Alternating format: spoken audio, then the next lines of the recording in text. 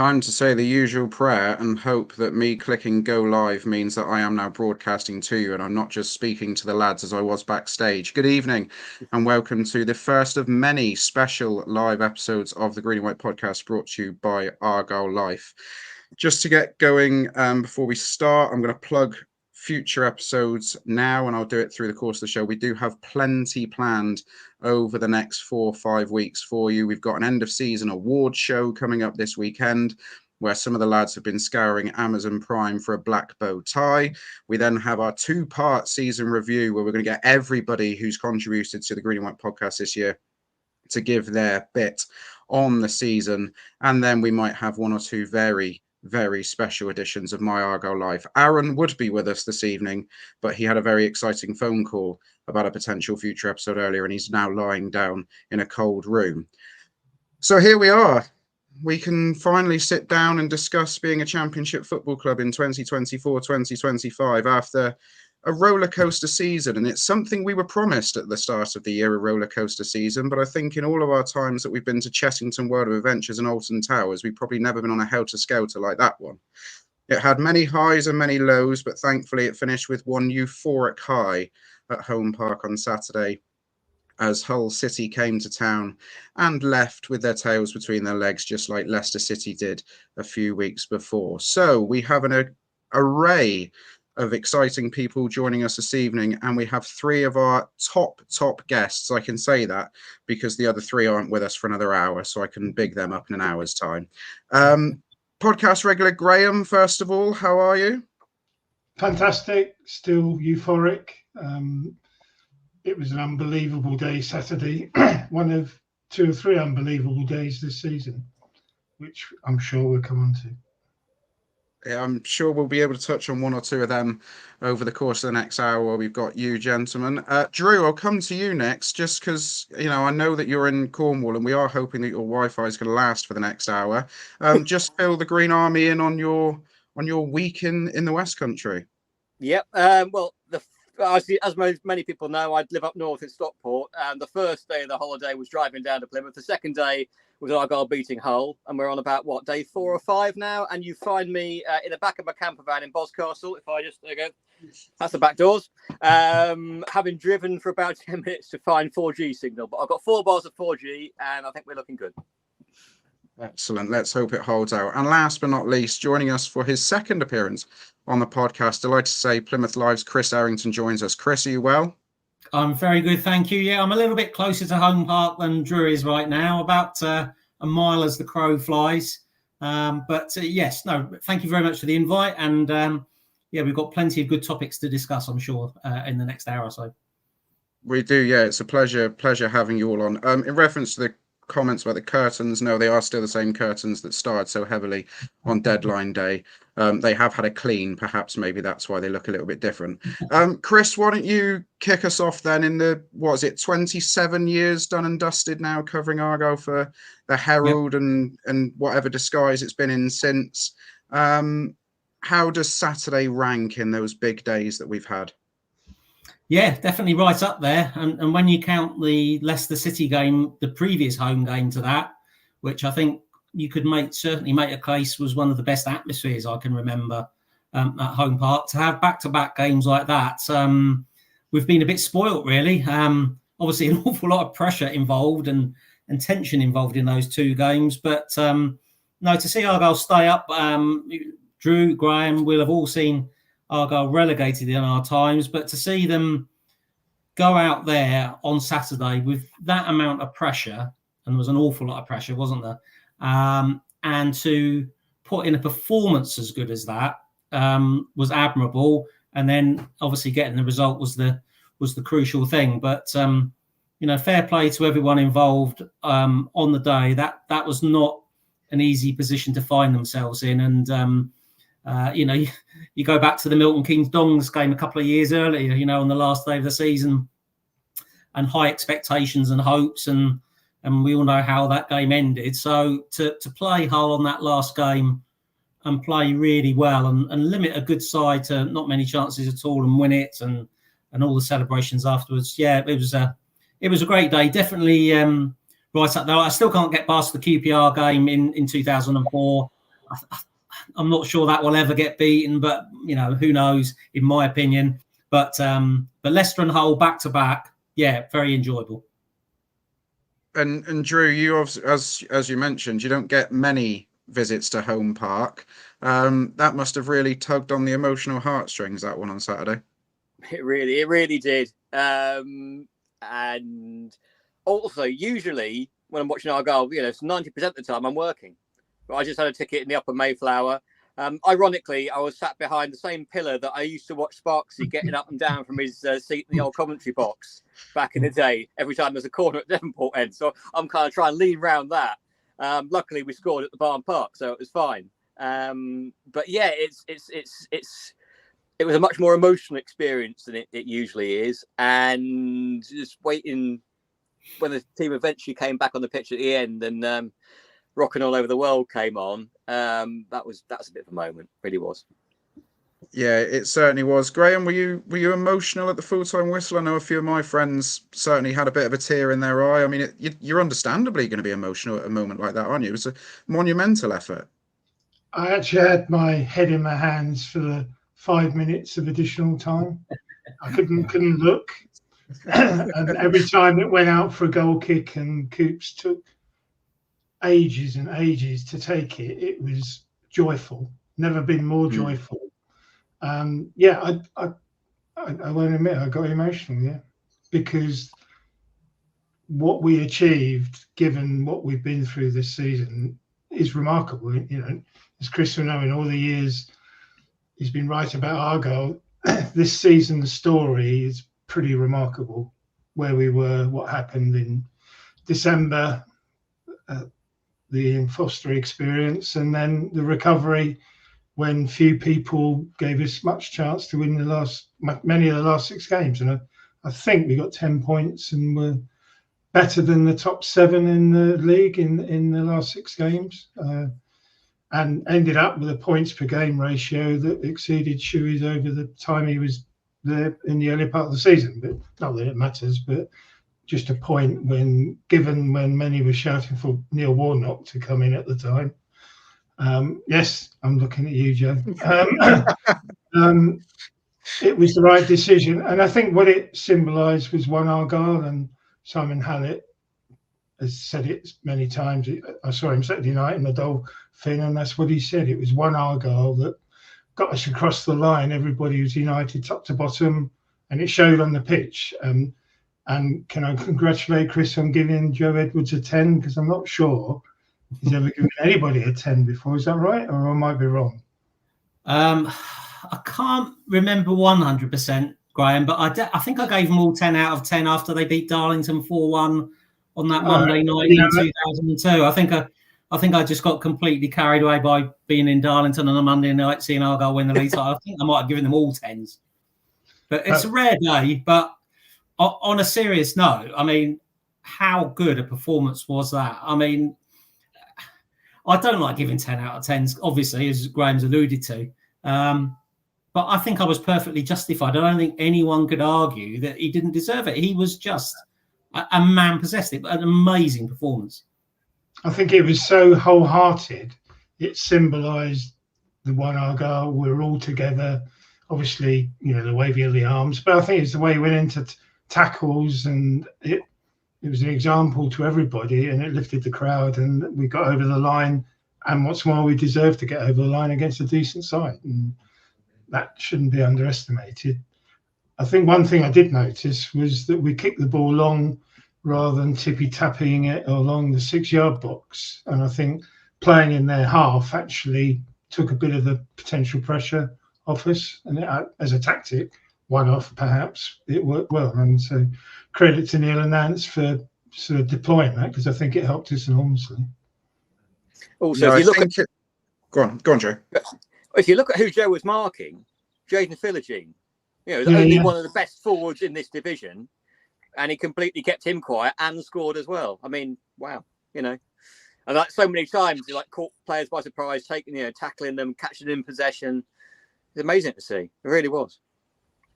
Yeah, and if you look at the curl on that Callum Wright put on the ball, when he hit that ball, Joe Edwards wasn't in camera shot.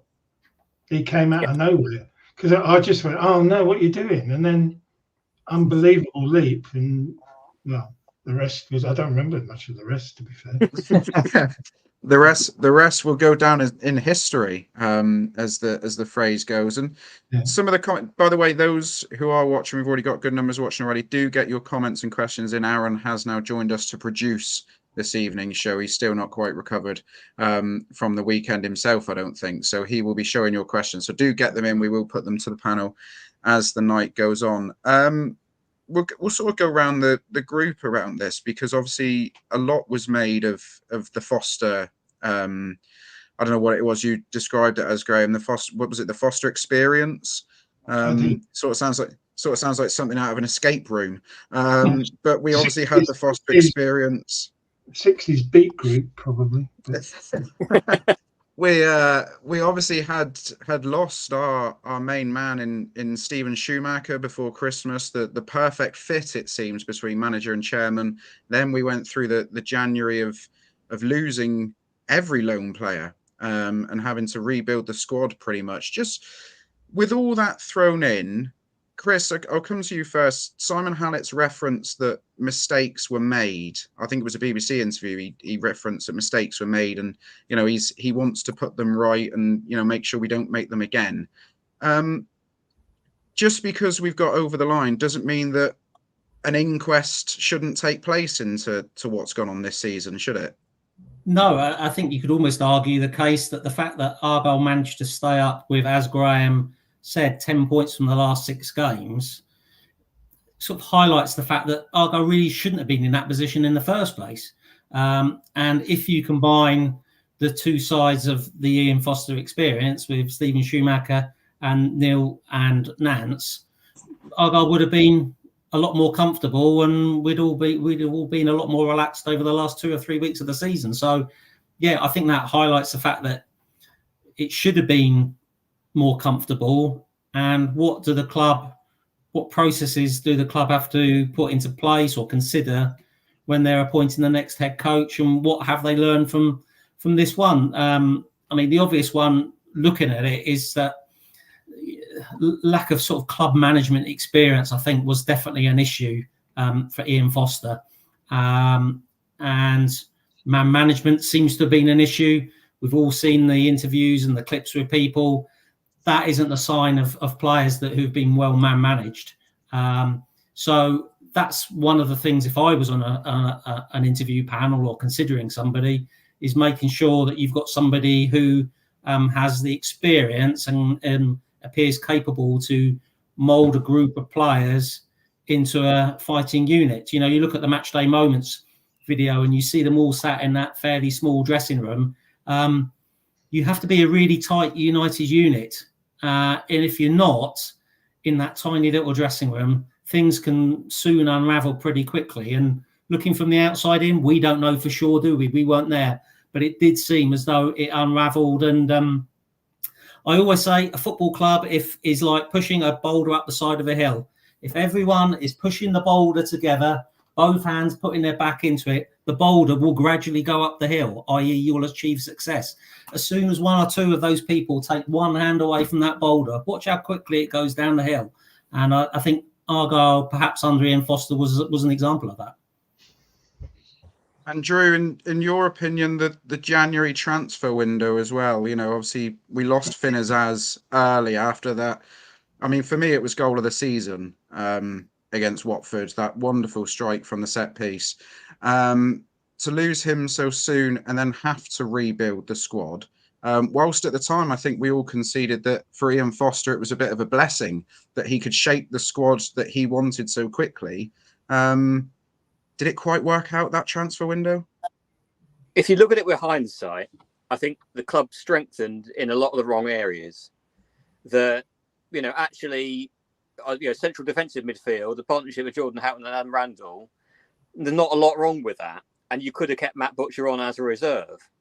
But in came both Adam Forshaw, who's been a great signing, don't get me wrong about this, and Darko JB, who kind of came in that role and then turned out to be more of a number 10.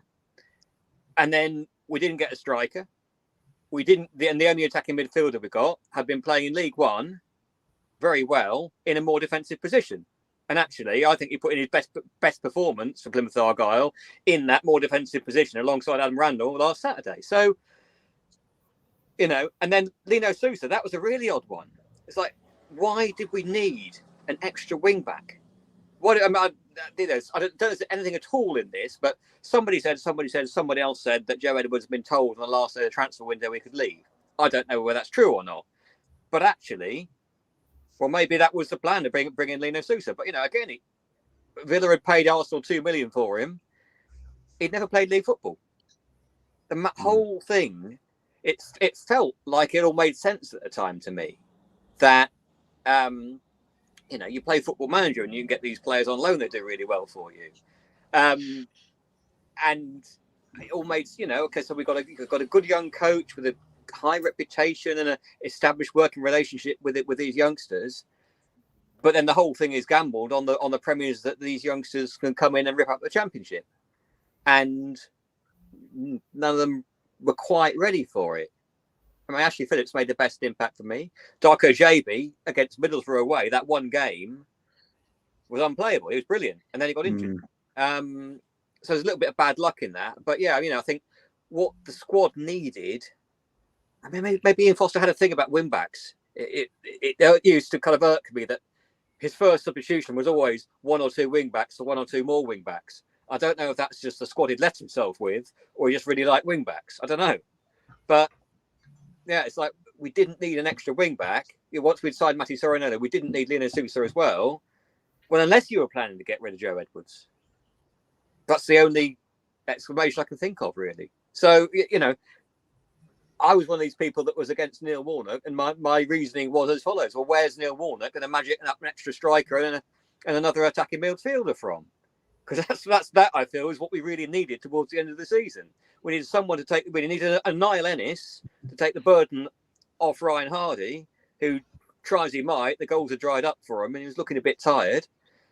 And we needed probably another attacking midfielder, and we'd have finished the season a lot easier with that. So that's where I feel the mistakes are made, and it does come from, I think it was Neil Dewsniff who said, well, it was, you know, those were Ian Foster's choices of how he wanted to strengthen the squad. And as I say, I think it did feel like it made sense at the time. So that's why nobody stopped it. But hindsight is 2020. And absolutely, I think we strengthened in the wrong areas of the squad.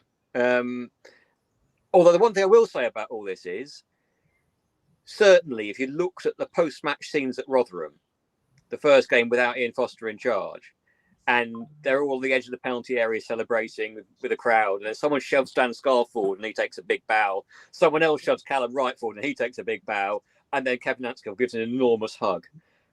And you know, if you look at Dan Scarr's contribution towards those last 6 games of the season, he was man of the match at least 3 times.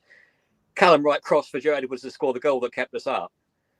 Actually, if one thing we've got Ian Foster to thank for, it's making those 3 players so motivated to do what they did. That's yeah, I'd agree with that. I mean, for a long time. Sorry, that's been waiting a while to come out. All that. No, it's fine. That's why we're here tonight. And when Callum Wright's Argyle career comes to an end, which personally I don't see happening for at least another 12 months, maybe even longer, we're going to look back on his Argyle career and reflect on a goal against Shrewsbury at the back end of last season and a fantastic assist on Saturday that in the grand scheme of things is going to have made the club in a much better financial place. Graham, I'm sort of a little bit conscious that we're not always trying to bash Ian Foster here for the January transfer window, because if we go right the way back to the summer, we knew sort of last week of May that Niall Ennis was going to be leaving the football club. We knew that obviously Sam Cosgrove was going to be going back to his parent club, which left just Ryan Hardy and Ben Waine. To not sign an out-and-out striker last summer was like grabbing a double-barreled shotgun and putting your right foot in front of your left, isn't it?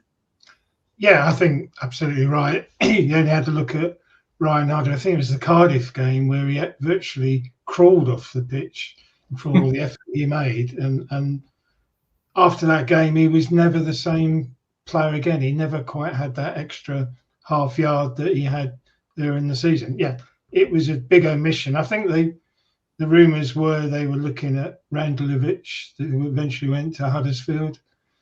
but they paid 1.2 million for him. I think he scored 1 goal when they went down. So it just shows you a prolific scorer, played in the Europa League in the first half of the season and was a failure at championship level. So I think the tried and trusted, experienced, I mean, I noticed Billy Sharp came on for Hull. It's that sort of player that if we could have got, you know, only needs 20 minutes at the end of the game, holding it up and falling over, getting all the free kicks, all that sort of stuff, all that experienced know-how, and we didn't have it, and we've got to have it next season as an absolute one, at least one, if not two, because with due respect to Ben Waine, and he did improve as the season went on, and the tactic of running on ragged towards the end, I think, worked quite well, but he's not going to be the goal scorer or the dominant player, the go-to player that we want, unless, you know, he's got ability. There's something there. We've all seen it, but we need somebody else, at least one, if not two, for next season, and that's going to be our most interesting. The appointment of the new head coach. That's his first task. Yeah, I mean, I'm not going to try and sit here and say that I predicted everything right, because I got a lot wrong this season. But Chris, I'm going to come to you on this one. Just, it's popped into my head with what Graham was saying about the lad who went to Huddersfield. I sort of felt at the time that we were putting too many eggs in Josh Coburn's basket from Middlesbrough. It seemed like Stephen Schumacher almost had his heart set on bringing Josh Coburn in, and perhaps our eye was taken off the boil. Was that sort of the impression you were getting at the time? You've just beaten me to it, Joe. That's exactly what I was going to say in response to what Graham said. I definitely think that all the eggs were in the Josh Coburn basket. They'd been assured by Michael Carrick that they had like first refusal on him, and I think they were fully expecting to get him. And it was probably only because Middlesbrough struggled to get strikers in themselves. And bearing in mind they've got far more finances than Argyle have, so that goes back to Graham's point about getting any decent striker in the Championship is a very expensive business. And as Graham also points out, it doesn't guarantee success even when you pay lots of money. So I would agree with you, Joe, that they definitely had all the eggs in the Josh Coburn basket. And by the time that Middlesbrough couldn't get anybody in, and then they had to keep Josh Coburn, then Argyle were left with very little time to find somebody. And of course, they ended up signing Mustafa Bundu. I don't consider him a striker. So they brought in a player that he's not a striker. So they left themselves with Ryan Hardy and Ben Waine. So I do think, you know, when you look back on the season and look for learning points, as we were talking earlier, that is definitely one that don't put all your eggs in one basket, no matter how convinced you are that you're going to get somebody, particularly when it comes to loans, because as we saw in January as well, clubs will very, very quickly change their mind when the situation suits them. You're always much better going for permanent signings because you've got a bit more control over the situation. So if they brought Coburn in, that would have been good. I watched the Bolton Barnsley game last night, and you see Sam Cosgrove score 2 goals for Barnsley. I'm not saying that he is good enough for the Championship. I'm not 100% convinced. But if they were looking at Josh Coburn, you know, I'd have tried to keep Sam Cosgrove, as a fallback plan, as a plan B or whatever, and at least try to work that one out, because that was a player that Argyle never had this season that's just finished. Would we have always needed a big target man up front? No, of course not. Certainly the way that Argyle were playing under Stephen Schumacher. But variety is always great. And if you're chasing a game with 10, 15 minutes away from home, or even if you need somebody big and tall to go back and help defend corners when you're 1-0 up away from home, they're useful. So to me, I understand that football's evolved and changed, and mobile strikers and intelligence and all that sort of thing. But I still think there is a place among, say, 4 strikers. I think one of them should be at least 6 foot plus, who can help you out in the ways that Coburn or Cosgrove or somebody of that type can do. So I'd like to think that Argyle will end up with somebody like that for next season. Yeah, I'd certainly agree. I think I was actually quite surprised just to see Sam Cosgrove's record for Barnsley this year. I didn't realise it had been such a barren season for him in front of goal, because whilst he was a bit of an unfurnished product last year, you sort of thought with that full season under his belt, he might be able to kick on. Let's go to some quick fire questions then. Before we move the second half hour of this segment, we'll touch on 5-year plans, TV deals, and you won't be surprised to hear all the questions I've got to my right-hand side at the moment are all about the new head coach. So we'll be coming on to that as well. Best game, worst game, and why for the three of you this season? I'm not going to allow you to all pick Hull and Leicester as your best game. I want a bit of originality in this. Graham, come to you first. Best game and why, and then worst game and why. I would go for Watford because the conditions are absolutely appalling. My two grandsons were watching it and were singing the Janus song right at the start. So it was a momentous beginning. And what an incredible game, and what an incredible goal from Finn Azaz. That was Championship football at its best. And yes, it didn't have the victory and the significance, but you came away from that game saying that was better than the Premiership, which it was. Worst game's obvious, Ashton Gate. I'll say no more. Yeah, we probably don't need to elaborate too long on Bristol City. I think my overwhelming memory of that night was that by the time all the shenanigans about the goal line technology or whatever the hold-up was after the first goal had been settled out, there was 7 minutes on the clock. We were 2-0 down. I think we touched the ball about 5 times, and 2 of them were restarts. That's probably as far as Bristol City goes. Drew, what's your highlight and low point of the season, games-wise? Well, I'm thinking of having a T-shirt made saying I commentated on a match that we won under Ian Foster away at Middlesbrough. We were brilliant away at Middlesbrough. I mean, unfortunately, that gave me a false impression of what was going on because, you can do what you can with watching highlights and listening to audio commentaries and so on. But I hadn't seen those terrible, terrible home games, and I had seen that Middlesbrough game, and we were really good in that. That was when everything that we had been told about Ian Foster kind of paid off. Really good performance. And also, I as we know, tend to go to away games, and that was our second away win of the season. I mean, I'm quite lucky that I actually did 2 out of our 3 away wins. Did the Rotherham game as well. But that'd been a long time waiting for. I'd done a 4-0 at Leicester and things like that, and so that was great. Bit of a false dawn, as we now know. And the worst one, undoubtedly, away at Stoke. I was born in a hospital in Stoke. I grew up in Staffordshire. I chose to be an Argyle fan. A lot of my school friends used to take the mick out of me for supporting Argyle. It was a really big thing for me on a personal level to commentate on that match for the first time in my life. And that's before you even get into all the other actual important stories about it. And we just, after the first 20 minutes, we just didn't turn up. And I'm not off. Usually after a match, if I commentated on it, I'm quite pragmatic about the whole thing. And often just a challenge of trying to keep up to date with describing what's on the pitch takes you away from your emotions. And I think at the end of that one, I was just angry. I wasn't even angry at anybody in particular. It wasn't really... I'm not that angry at Stephen Schumacher. I can kind of recognise why he did what I did. I wasn't that angry with Neil Hughes and Kevin Nanscombe. I wasn't that angry with the players because they had tried. But nevertheless, I was really quite grumpy about the whole business. And Chris? Norwich City at home, 6-2, 4-0 up at half-time. Played some sparkling football. We saw Azaz and Whittaker hat-trick. I think, you could almost look at that as definitely one of the high points of Stephen Schumacher's time at the club, to get the Argyle playing in that style, scoring that many goals against the team packed with international and Premier League experience. I thought that was tremendous. The worst game, the low point was the Preston North End game.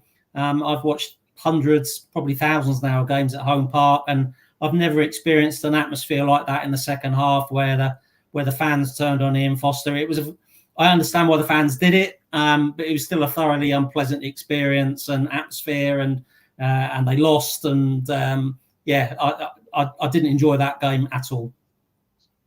Yeah, it was let's be fair, when we were good at times this season, no matter who was in the dugout, we were very good, and when we were bad, it was pretty abysmal. The one game I'll always take away from this season was actually Bristol City on that bank holiday Monday, because we'd had all that hope for an hour on the Friday against Norwich, or we'd had that lead and we couldn't hold on to it, and that second half against Bristol City just felt a little bit empty and hollow. Like you sort of thought the inevitable was coming, but you didn't expect it to happen. And then you're sort of thinking, well, if it doesn't happen, I'm resigned to my fate. And it was all just a very peculiar bank holiday Monday.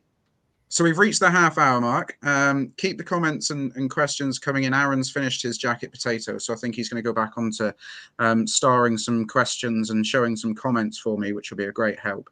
So we'll move it into the future now. The past is gone. There's nothing we can do about that. We are playing Championship football next season. And as Kevin Nanscoville so eloquently put it in Matchday Moments, you are now Championship players next season, boys.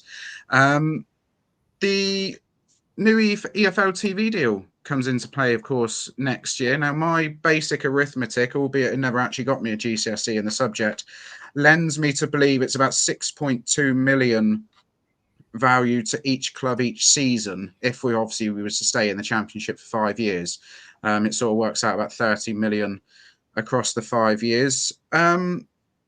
Question from Richard Francis came in at the weekend. I'll go to you on this one, Graham, if I can.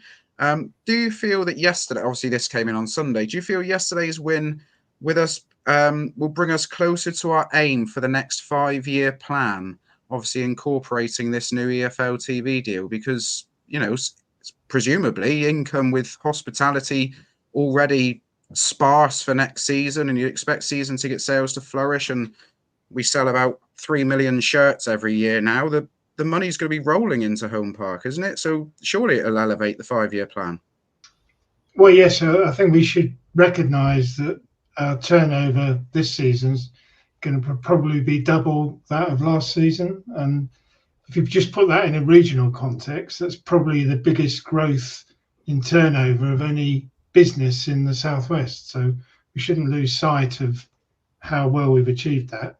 And what underpins that is the commercial work the staff do, which is, they brought in the guy from Chelsea. It's all top notch, and you can see it everywhere you go. The branding, everything is elevated to a high standard. If you do hospitality, which I've done a few times, is a high standard. Getting the GT's building will elevate that further. The fans zone or fans fest, Simon said it there, 2,000 there on Saturday, which is remarkable. You got the new GT's marquee to come as well. So, our growth in commercial terms is good. But much of that is going to come from the perimeter electronic board advertising, because now we're in the Championship, the value to that, because it's international, is really high. I didn't realise quite how much. Obviously, I doubt whether, I think the money you get depends how many times you're live. So I think it's 5 games over the weekend, and how many times we be actually live on Sky. Minimum of 24 live games next year. Yeah, some of that stream. Yeah, some of it will be on Sky Sports. Yeah. Sky Sports Plus, some of it will be on. Yeah, so. Yeah. So, and I don't know what the availability of that and what the viewing figures will, but it will elevate us, no question. The problem is everybody benefits in the same way, and some still, like, I think, how many times were Leicester on Sky this year? I mean, phenomenal. Leeds were the one, weren't they? Didn't Leeds have 32 televised games or something this year? Yeah. So it will still be disproportionate, but it will help us. I think much of it's going to go in player wages, I suspect, probably, or transfer fees, or both. But, Simon's 5-year plan, when he did it first time round, we were a League 2 club. We achieved it 1 year early in the 4th year. This time it's to get within a sniff of the playoffs, with the random chance, if you do make the playoffs, you got a 25% chance of making the Premiership. I think that's perfectly achievable, but it's got to be done incrementally. You can't do a quantum leap unless we get a significant external investment from a new shareholder, which remains to be seen. I mean, there was some talk about it only a few weeks ago, but we'll see. But we're in a really good place. I mean, make no bones about it.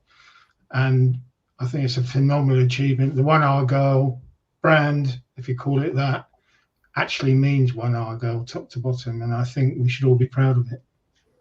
Yeah, I agree with that. Comment just coming from Just a Jana there saying we're stuck in the Stone Age with our normal advertising boards. We're getting LED ones next season. They're going to be a permanent fixture. Simon revealed that at or Andrew Parkinson, I think, revealed that at a fans forum over Christmas.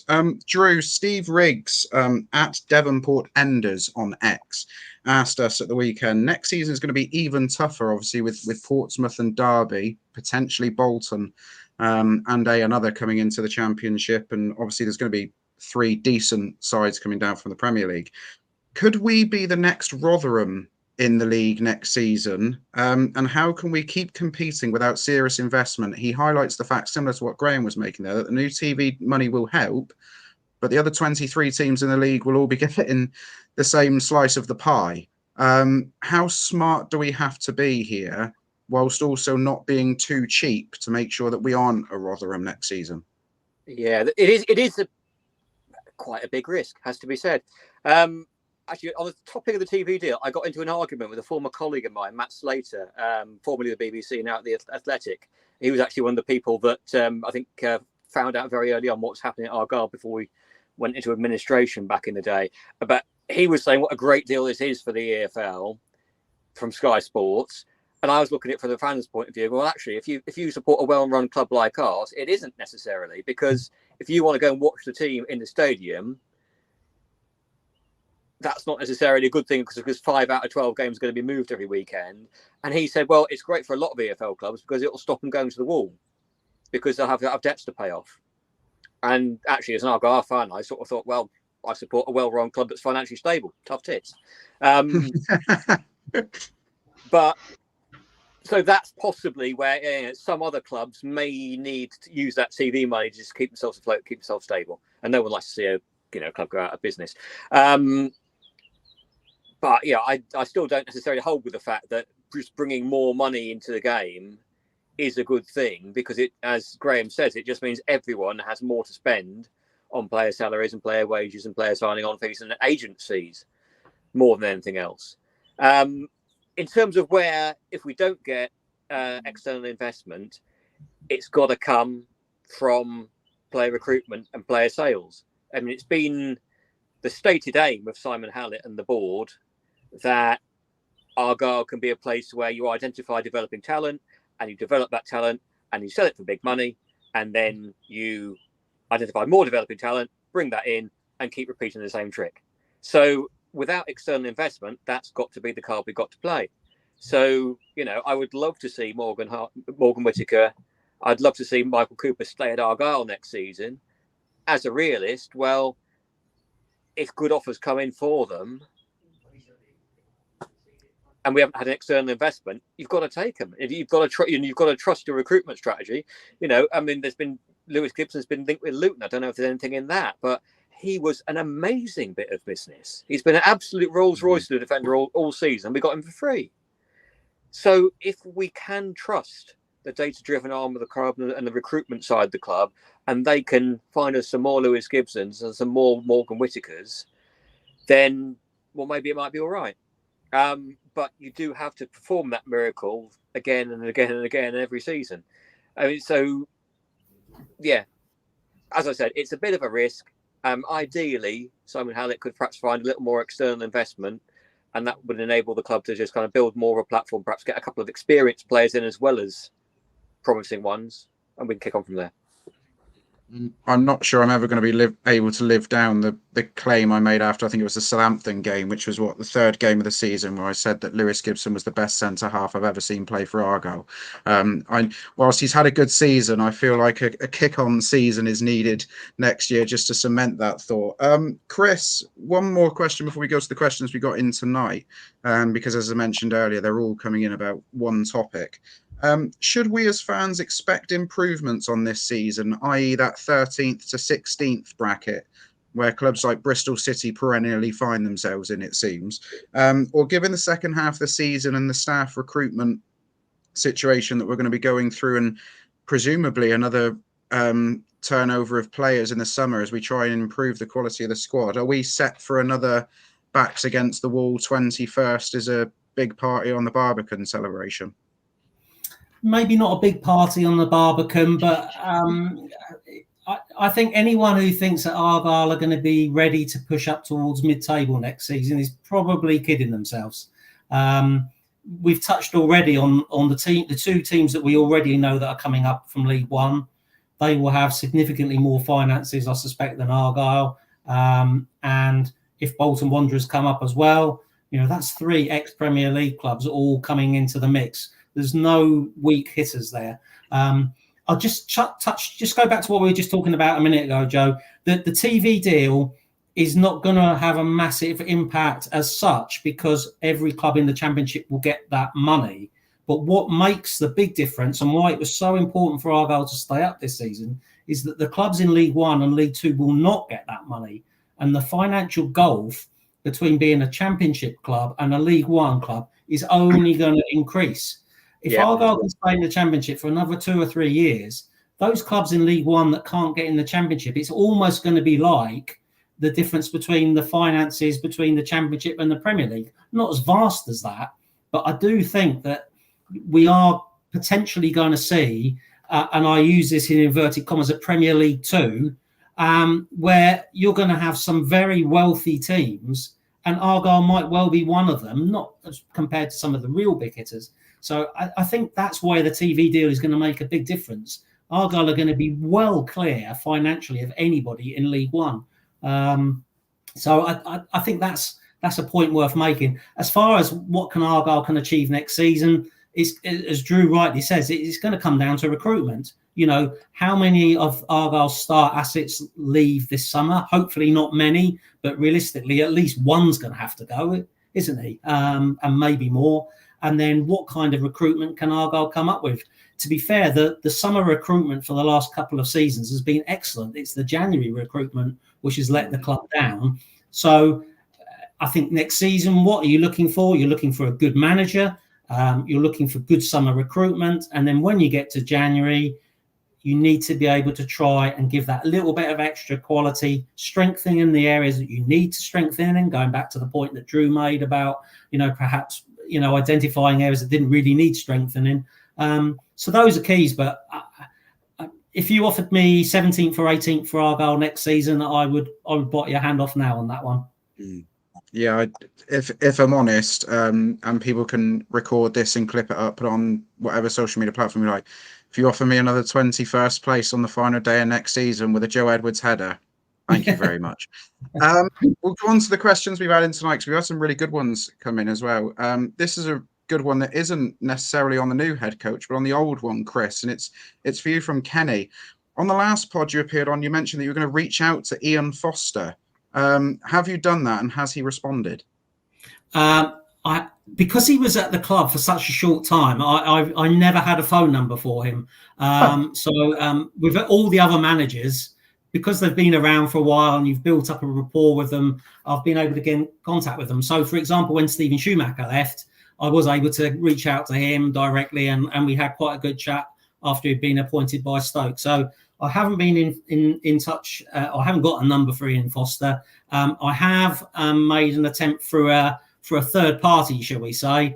I haven't heard back from anything, but it is definitely on my list of things to do, because whether he would want to say anything, whether contractually he could say anything, but big believer in everyone deserves the right to have their say, don't they? So hopefully we'll I'll make some headway on that, and obviously if I do, I'll let everyone know. Yeah, no, I trust you'll be working away to try and get that. And as you say, everyone is entitled to put their point of view across. And at the moment it seems a little bit of a one-way street, doesn't it? Where there seems to be quite a bit of mudslinging going on. Graham, a little bit of a topical one, just a quick and simple one before we go on to the head coach. If you had the choice of only one player to offer and sign a contract next season, would it be Galloway or Miller? Galloway. Why? Well, because he's class. I think he's proved his fitness. he can play left centre back of the three. He can also play effectively a wing back or a full back. He rarely makes mistakes. I was very impressed with him, and he's also a little bit of a lucky charm because I don't think we lose many games when he's playing. So nothing against Michael Miller. I mean, again, he remarkably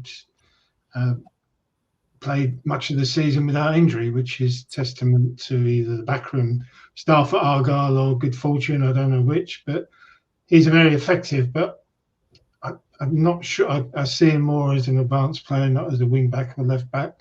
It's defensively, I always have the collywobbles when he's facing attacking wingers. And it would certainly give Drew's and Chris's yellow highlighters a relief.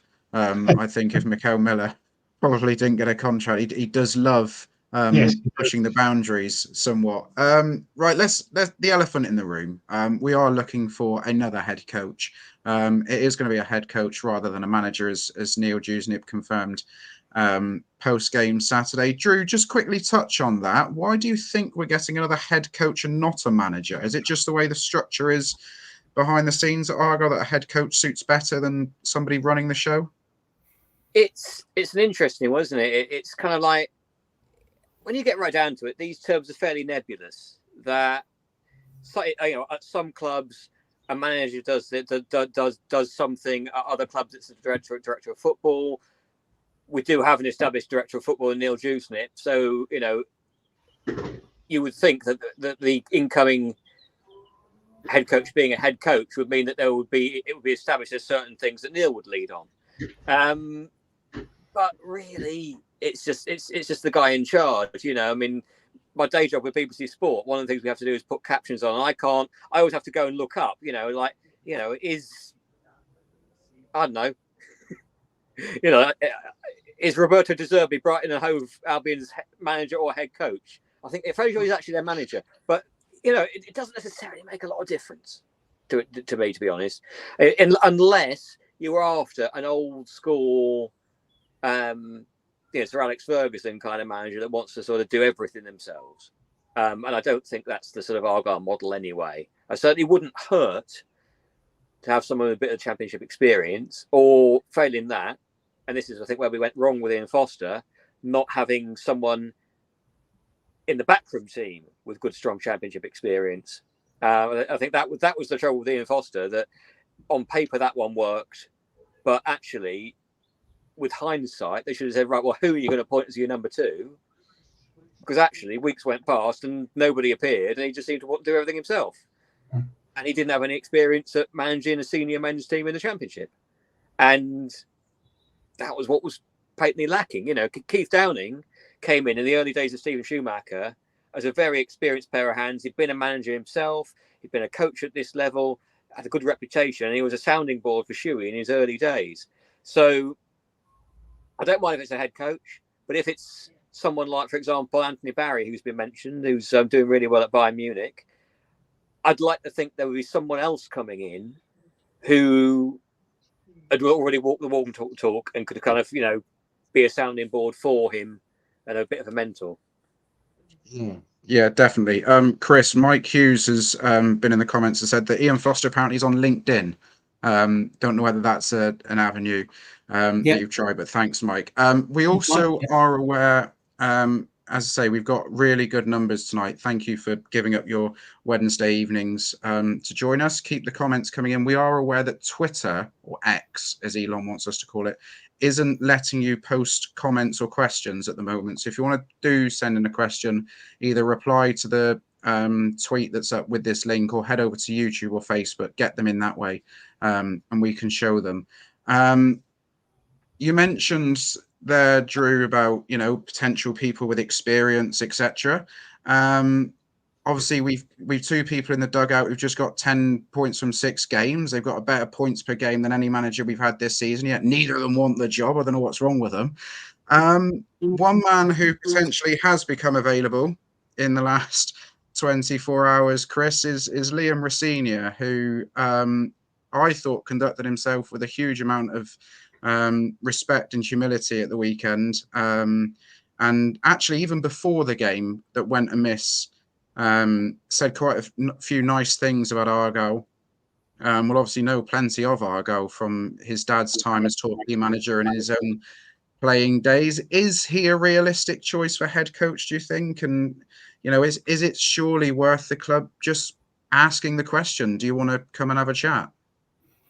Well, I was stood quite near Liam Rosenior after the game when he was doing some post-match interviews, and he conducted himself very well. Crikey, if I was a now out-of-work head coach stroke manager and I'd been at Home Park on Saturday and I'd seen the noise, the atmosphere, the way the team played, the One Argyle ethos, crikey, I'd be interested in that. If I was an out-of-work head coach manager, absolutely. Financially, could be a little bit of an issue, but at the end of the day, if Argyle are going to look to compete in the Championship, you are going to have to pay Championship wages to players, and you're going to have to pay Championship wages to head coaches and managers. That's reality. If you're not prepared to do that, then there's only one place that any club will end up. So financially, I think it would be possible.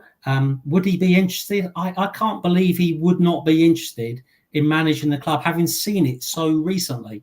I'm not going to go out on the limb and say he would be my absolute first choice, but to me, he seems to tick most, if not all, of the boxes. He's 39, so he's young. He's got Championship experience. He had a bit of a taste of it with Derby and did a decent job of it there in difficult circumstances. He took Hull from relegation candidates to 7th in the Championship. I see the Hull owner today has said, well, the reason they got rid of him wasn't because they missed out on the playoffs, was because he didn't play enough attacking football. Well, but before Saturday, I noticed that they'd scored 14 goals in their previous 6 games, won 3, drew 3, and had got themselves right in the promotion picture. So that doesn't strike me as particularly negative. As you say, about his dad, will know all about Devon football. So Liam will know a lot about Devon football. He's available. There's no compensation. He ticks an awful lot of the boxes for me. I would obviously consider other options as well, but if Argyle aren't looking to interview him, they should be. Yeah, I mean, you made the good point that he saw it firsthand, just what the whole One Argyle, a fully committed Plymouth Argyle are on Saturday, and we really saw the very best of the football club. Graham, Drew, do either of you two have any strong thoughts about Liam Rosenior, yes or no? Or I'm going to come on to your number one choices in a second. When we round up your hour, I have got a very special question for all three of you. But where do you stand on the Liam Rosenior debate? Is it realistic, or should we perhaps give our heads a little shake? Okay, it's absolutely realistic. I mean, if you go on the EFL, they did a long interview with him, and I recommend everybody read it. And if you read it, you shut your eyes, it could be Stephen Schumacher, exactly. He gets the club ethos. The only thing I've got a doubt about, he very much was, to my surprise, a Hull City boy. He had a strong affinity with the area. And I think he's going to be pretty bruised about what happened, and whether is it too soon to, within a week or two, jump into another high-profile job. That's my only doubt. But like Chris, I mean, any manager coming to Home Park will want some of that. You've got a unbelievable chairman, unlike probably any other in the top 2 divisions. Who wouldn't want to work with a chairman and chief executive and set up, with Nance and Neil? Who wouldn't want to? And I hope and I pray they either approach him or his agent approaches Argyle and he's first on the interview list, because if he is, I doubt whether they would go much further than him. Because, I mean, if you were to write the perfect job description, he fits it. But whether it's too soon for him, we'll find out. We'll find out fairly soon. Drew, yeah, Graham makes a really... he makes a really interesting point there about Simon Hallett and where he stands in the chairman hierarchy, if you like, in the top two divisions. Is there a sense that with Liam Rosenior, with certainly the experience he's built up so far, that perhaps, the arm around him mantra that Steven Schumacher had, where, you can make mistakes, we encourage you to make mistakes, be bold, but we're going to give you all the time, and whatever we've got resources wise could fit perfectly here? Yeah, I mean, it depends where he sees himself in his career and whether Argyle is the kind of club that fits into that. Certainly, I think Neil Warnock said, pick your chairman as much as your clubs. And Simon Hallett is a great chairman to work for. And all right, actually, to be honest, the Argyle fan base didn't give Ian Foster much of a chance, but they did turn out to be right, the way things turned out. But on the whole, managers of Plymouth Argyle tend to be pretty long-lived. I think when Ryan Lowe left to go to Rochdale, after we beat Rochdale, when Ryan Lowe left, he was, I think, one of the longest-serving managers in the league when he left, and Shuey was as well when he left to go to Stoke. And Derek Adams was when we sacked him as well. I think he was, he was like in the top 10 longest-served managers. So it's somewhere where you will get a chance.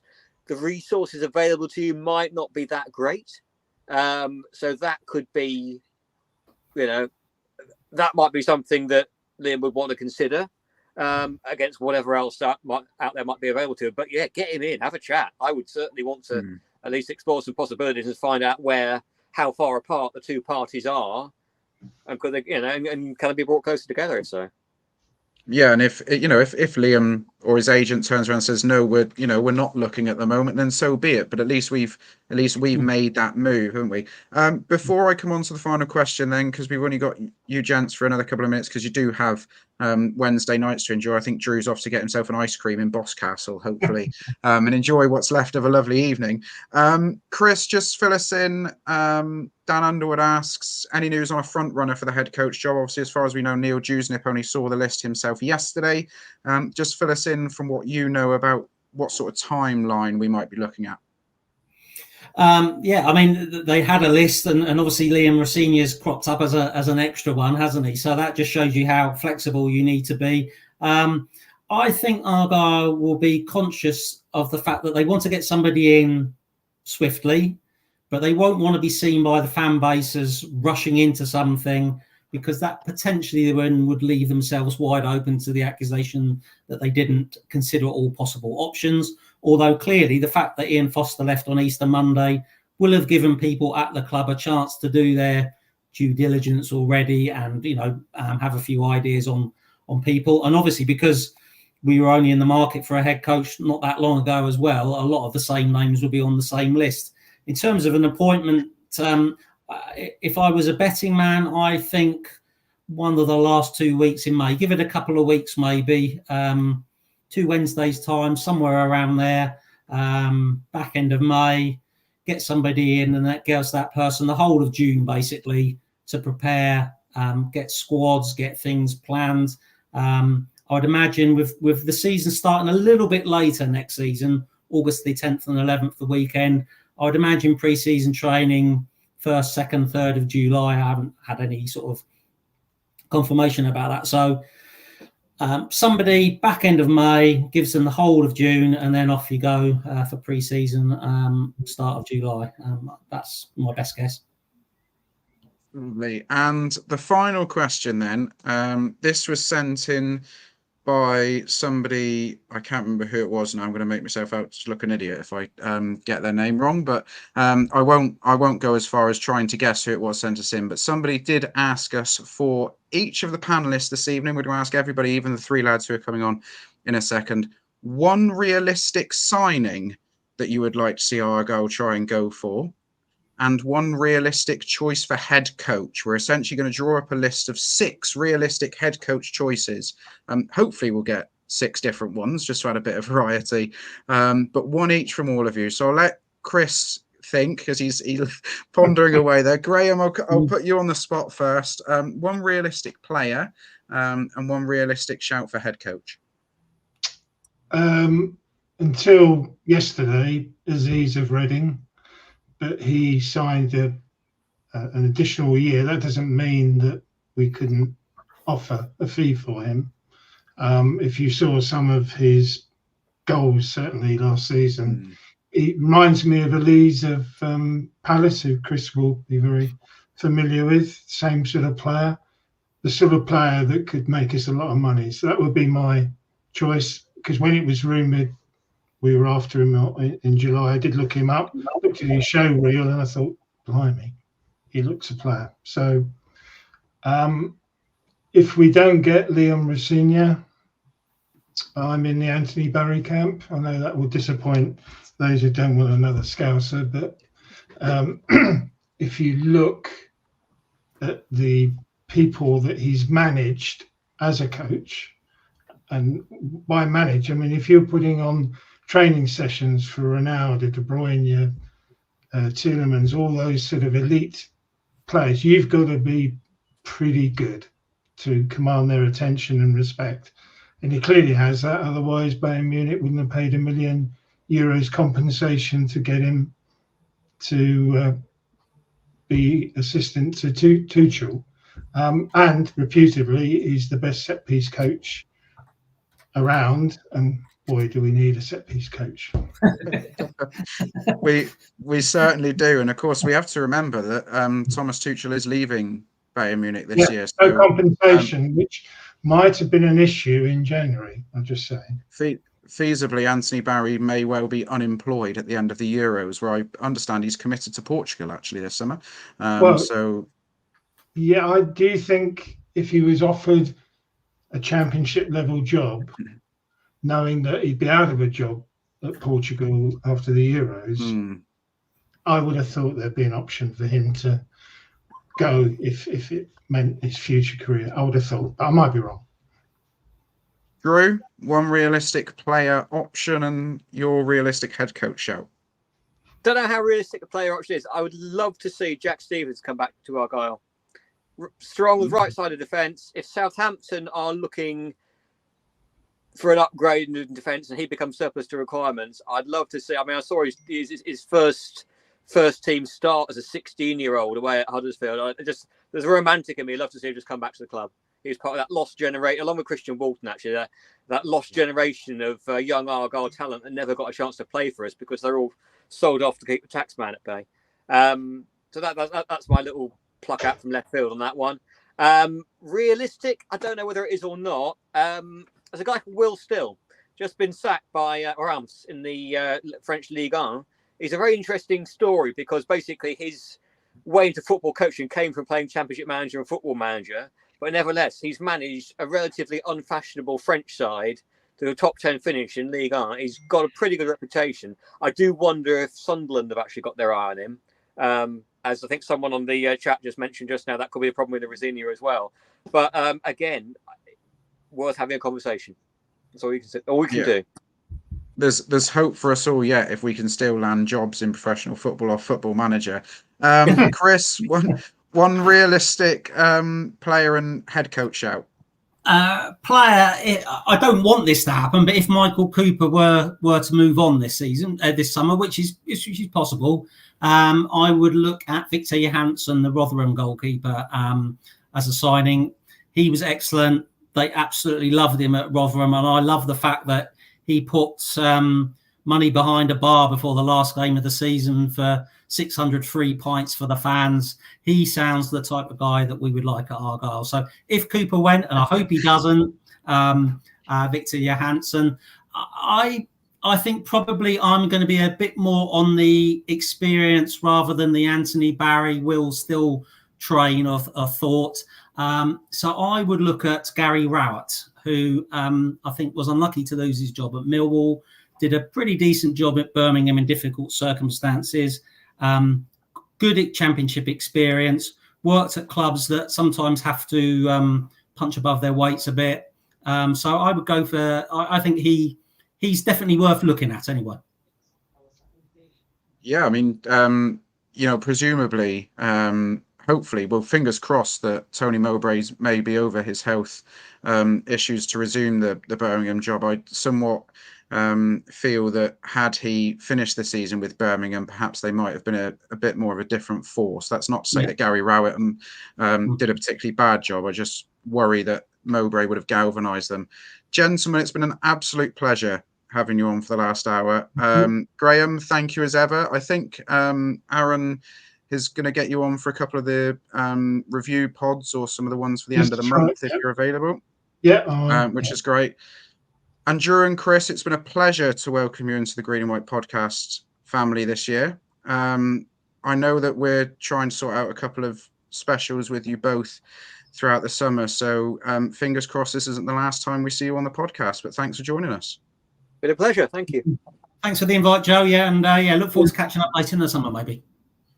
No worries. So we will rotate the squad. We'll play our own little shoey roulette, as it were. We'll let the gents go and enjoy their evenings, and we thank them for their time. And it is time to bring on some of the famous faces of the Green and White podcast from the season just gone. Fresh from the call centre, it wouldn't be an Argyle Live special without Adam. Adam, how are you? Hi, Joe. Yeah, very well, thank you. As I've often said, high on life as ever when I'm on this. Yeah, we always tend to get you on after good games, Adam. I know you've been on for a couple of defeats recently, but they more often than not they tend to be. Who hasn't? I think, generally speaking, we've got a great record, and yeah. Well, hopefully it's a sign. Hopefully it's a sign. I think Sam Down's record is decidedly worse than all of ours, as terms of pod appearances and heavy defeats. Finn Allen joins us again from across the Severn Bridge. Finn, are you well? All good, thank you. Yourself? Yeah, very good. Sporting a very nice Argentina top. If I was having a bingo card in front of me, an Argentina shirt probably wouldn't have been on my list of things I expected to see this You evening. know, after Nigeria won about a month or so ago, I thought I'd bring another shirt out. Why not? Wow, yes, exactly. And last but certainly not least, adding a bit of je ne sais quoi about the evening, Mr. Allsop is here to potentially rile up some opposition fans if there are any in the comments. John, are you well? I'm good. He did a great job at Reims as well, didn't he? Je ne sais quoi. Very good. Very good. He's got them in early. So we don't really need to know any of your thoughts about Saturday because, as far as I'm aware, we've heard them all before. If we haven't heard them, we've certainly read them. John's still on the party with Divine, it would seem, with his little tipple this evening. But just, John, were you on at the weekend? I can't remember. Yes, I was. I don't think we need to go over Hull again. No, let's not go over Hull. Let's go back an hour in my questions. Then let's go to some of the talking points we have with the gents who were just on, and we do thank them for their time. They were really were excellent guests. Do keep getting the questions and comments in. Aaron is still here producing, I believe, so hopefully a few comments will appear on screen. Hopefully not just his own, but do send the questions in. I will come round to them later on. He will rile up his own fans. Let's talk about the season as a whole then, because it wasn't without its mishaps, Adam, and we were promised a roller coaster at the start of the year, and we got one in no uncertain terms, didn't we? We certainly did, and I think that's absolutely worth reflecting on, which is, kind of why we're here, right, for the next hour or so, amongst other things in the future. Plentiful ups and downs. I think what I really want to do is keep my optimistic hat on, look at it, and in the bigger picture, we've come through such a roller coaster season. We've had so many, had to ride so many punches to get here, and to come out of that and still be in the championship, it's a huge achievement. I don't think it should be downplayed. We've it's 2 seasons in a row, in effect, where we've been playing for championship status, and we've more or less needed a huge points total relative to what we expected to achieve championship status each time. So to get there, despite all the struggles, it is seriously impressive. And being able to end that roller coaster on a high is, in a way, all that matters. It takes me back, actually, to very different circumstances, a much more settled backroom back then. But if you go back to the 2021, it was 2021 season, where we obviously couldn't go. It was a very different field, but we'd just been promoted to League One, and it's kind of like the main goal being to stay there. And it looked like the plan was, let's try and stay here in the cheapest way we possibly can, i.e. get as many free transfer loans in for youngsters as we possibly can. If we get decent offers in, then listen to them and just try and keep ourselves at the level. And we achieved that. It wasn't comfortable at times. Looking at some of the defending and some of the later games in the season, yeah, it was uncomfortable, but we got there. And we've done the same this time in different circumstances, absolutely.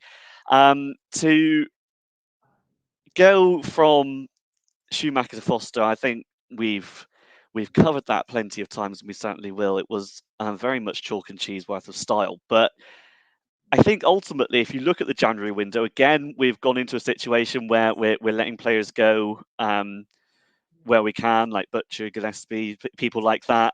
Some taken from us with a bit more force, obviously.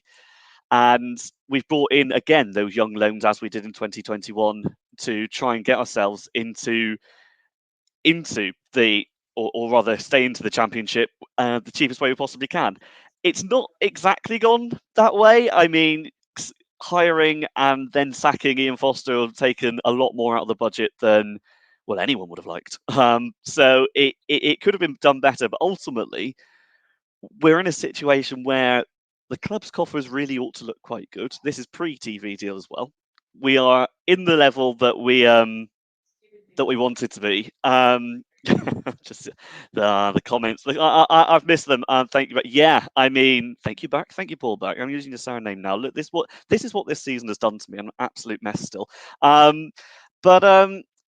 Where was I? Yeah, so we've come out of that. We're in a situation where we are still in the Championship, having spent possibly not as much as, well, certainly we could have done to keep ourselves in this situation, and that's something I think that we can all look forward on. This is a huge summer on that basis. If you're going to tackle a season in the way that we have, it's with the emphasis on being able to go big in the summer, which is what we've obviously now got to do. And there's a lot of questions that still need to be answered, and a lot of questions that, of course, we will attempt to answer. But in terms of the roller coaster that we had, and in terms of the the plentiful ups and downs, as I say, ending it on an up is a brilliant thing. And look, it's one of those where I think we saw the interview where Simon Hyatt mentioned that there'd been plenty of mistakes, and nobody here, I'm sure, would disagree. There's one very obvious one, but he mentioned that he works in investments, as we know, and it's all about getting the more gambles right than you get wrong. We've gambled a lot this season, and those gambles have just about paid off. So I will let others talk now, because ultimately I'm happy. This sort of feels like a debate in Parliament where the honourable gentleman gives way to somebody else. I did just quickly want to say that I hope the 2020-21 season parallel doesn't continue, because of course we famously went down the following season after losing our key players, Frank Newblay, Ben Reeves, and Will Aimson. That was according to some podcast that I listened to anyway. I don't know how it played out, but that was my understanding, is that we went down after losing our best players, Newblay, Aimson, and Reeves. So if anyone actually knows what did actually happen, please let me know. Yeah, stick it in the comments. We could do with a reminder. We certainly could. As Robin's Nest says, I'm not sure what that's in relation to, but do always gamble responsibly. There we go. Even on my week's holiday, I still look out for the welfare of others. John, it was just a Jana's comment actually saying we need to be able to score to be mid-table. Scoring one goal on the off chance doesn't give us great odds to always get the points. Let's be fair. Graham touched on it earlier about 10 points in from those last 6 games, a higher points per game than the other 2 head coaches this season. We knew whilst the change had to be made with 6 games to go to give us a chance, it was still an almighty gamble. We won 3 games and they were all 1-0. Albeit I felt certainly in 2 of them we were probably valued for a little bit more than 1-0. We've sort of done it the Argyle way, haven't we? Well, no, actually, in terms of like what the Argyle way is currently supposed to be, the sort of new Argyle way of attacking football, that's absolutely not how we did it. We did it by scoring 4 goals and getting 10 points, which is phenomenally efficient. And, the comment is absolutely correct that, we had to be that efficient because our attacking play, for whatever reason, was just incredibly disjointed in most of the Foster era, but certainly kind of the later part of it. And rather than kind of re-injecting that early season Schumacher era fluency, the approach was clearly, let's just try and be a bit smarter. Let's be more attacking, sure, but let's try and defend well, keep things tight, and then attack teams on the break. Now, I do think in a couple of those games we could have scored more than one goal. It wasn't like we played terribly defensive, unambitious football. I think against Hull, the idea was very much to score a second. Rotherham, we very much nearly did score a second on several occasions. So we could have scored more goals. And obviously beating Leicester by any score is a phenomenal achievement given their quality all over the pitch. So I'm absolutely not complaining. But I think a little bit of the irony of the kind of real positive vibes at the club is that the actual football, or the scores at least, didn't look, too much different to under Foster. They certainly didn't go back to the Shuey era, right? We just turned 1-0 losses into 1-0 wins. And that's absolutely fine by me. This is not in any way a criticism. But the one thing I will see, though, is I think that was a question of cutting our cloth accordingly in a situation where we had to get points, where it was incredibly pressurized. And I would not read a ton into what's just happened for next season. I think, our attacking fluency was clearly shot in the second half of the season as a whole under both Foster and Dewsnip. Much more so under Foster, but also a bit under Dewsnip, as we've discussed. And I think there are probably a number of reasons for that. Foster, obviously, in his whole, the whole Ian Foster of everything, I guess, can certainly be blamed for it in part. But I think Hardy clearly got very tired. I think Whittaker either got tired or lost form or a bit of both. But those players were clearly not producing at the clip that they were earlier in the campaign. And I think anyone who's been to games recently can see that.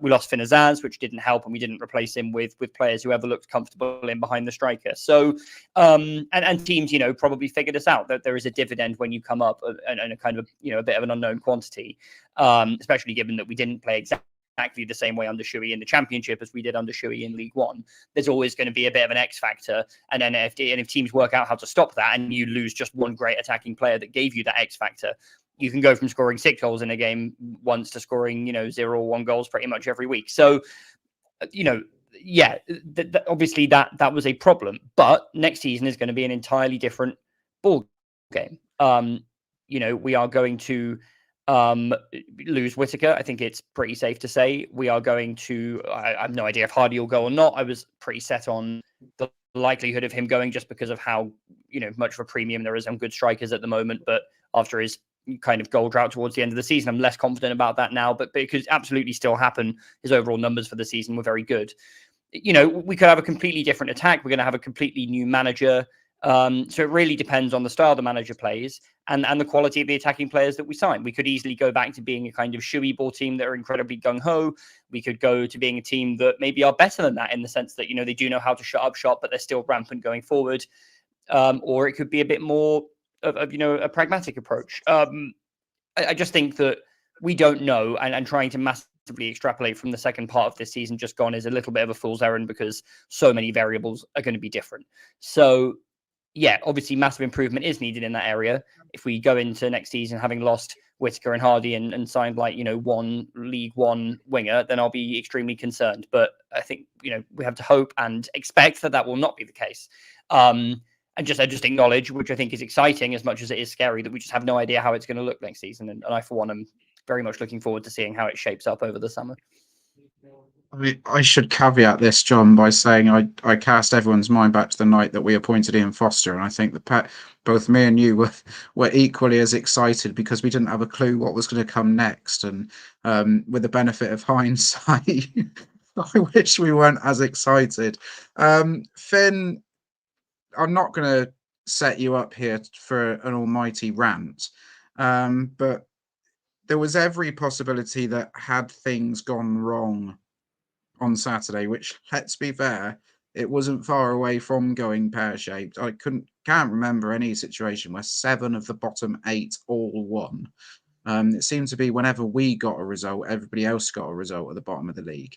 Had it gone wrong, obviously there would have been a serious inquest into what's gone on. I put this to the gents earlier. Just because we stayed up doesn't mean that there doesn't need to be an inquiry into how, mainly I think, how we found ourselves in that position, because we were 15th, 16th when Schumacher left? Yeah, 15th, yeah, I know. 16th, 17th when Foster took over after those couple of draws over Christmas. Didn't spend a minute inside the bottom three, and yet we found ourselves in a position on the final day where we could have only spent when the music stopped. It didn't matter if we hadn't been sat in a chair for the hours that the song had been playing for. If we were stood up, we were going home. Could have been like Sam Down, couldn't it? Stood up all season with no chair, and then suddenly you're on your ass. Yeah, exactly. I 100% agree, and I don't want to sit, like you said, sit here and rant and go on for too long, but it is a really important discussion to have because, look, I think there was some complacency, again with hindsight, but I think there was some complacency with the appointment of Ian Foster. Now that things have happened, we can look back and go, it did look quite a cheap appointment. There didn't seem to be that much plan in place in terms of who was going to come in, and I think it was almost like, we've done so well under Lowen Schumacher that this young guy with great credentials in terms of his qualifications can just carry on the good work.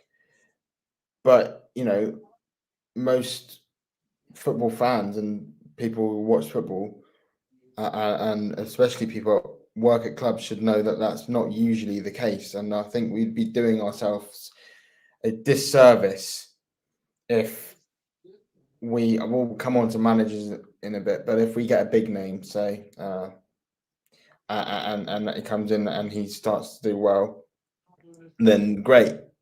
But there's always the circumstances that could happen. Let's be honest, our squad still isn't that great. We're going to need to replace some key players, maybe at least one, maybe two key players this summer. And Rotherham stayed up last season in 18th, so a bit more comfortably than we did in the end, and then had a terrible season this season. So there was no guarantee that, even though we've got away with one with Foster, and to their massive credit, both Dewsnip and Nanskiville did very well to get those points in the last 3 games. There's absolutely no guarantee that we're going to have a good season next season, and I think we need to ensure we have a better season next season, because that's obviously the target was to stay up no matter what. So we achieved that in the end, but I think we're going to want to need a better season, and I hope, at least for my heart and all of our hearts collectively, that we're not so close to the relegation zone this time next season. So yes, we're going to have amazing we got out the mud, but I think we'd be doing everyone would be doing ourselves a disservice.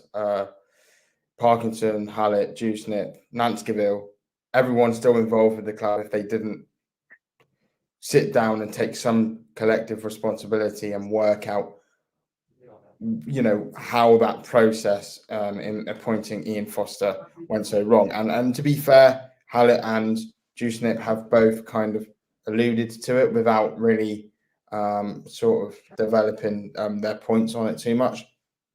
So I'm hoping that'll be the case, but it's certainly something that we need to do, because it's not just about the whole point of Hallett's 5-year plan, or whatever he wants to call it now.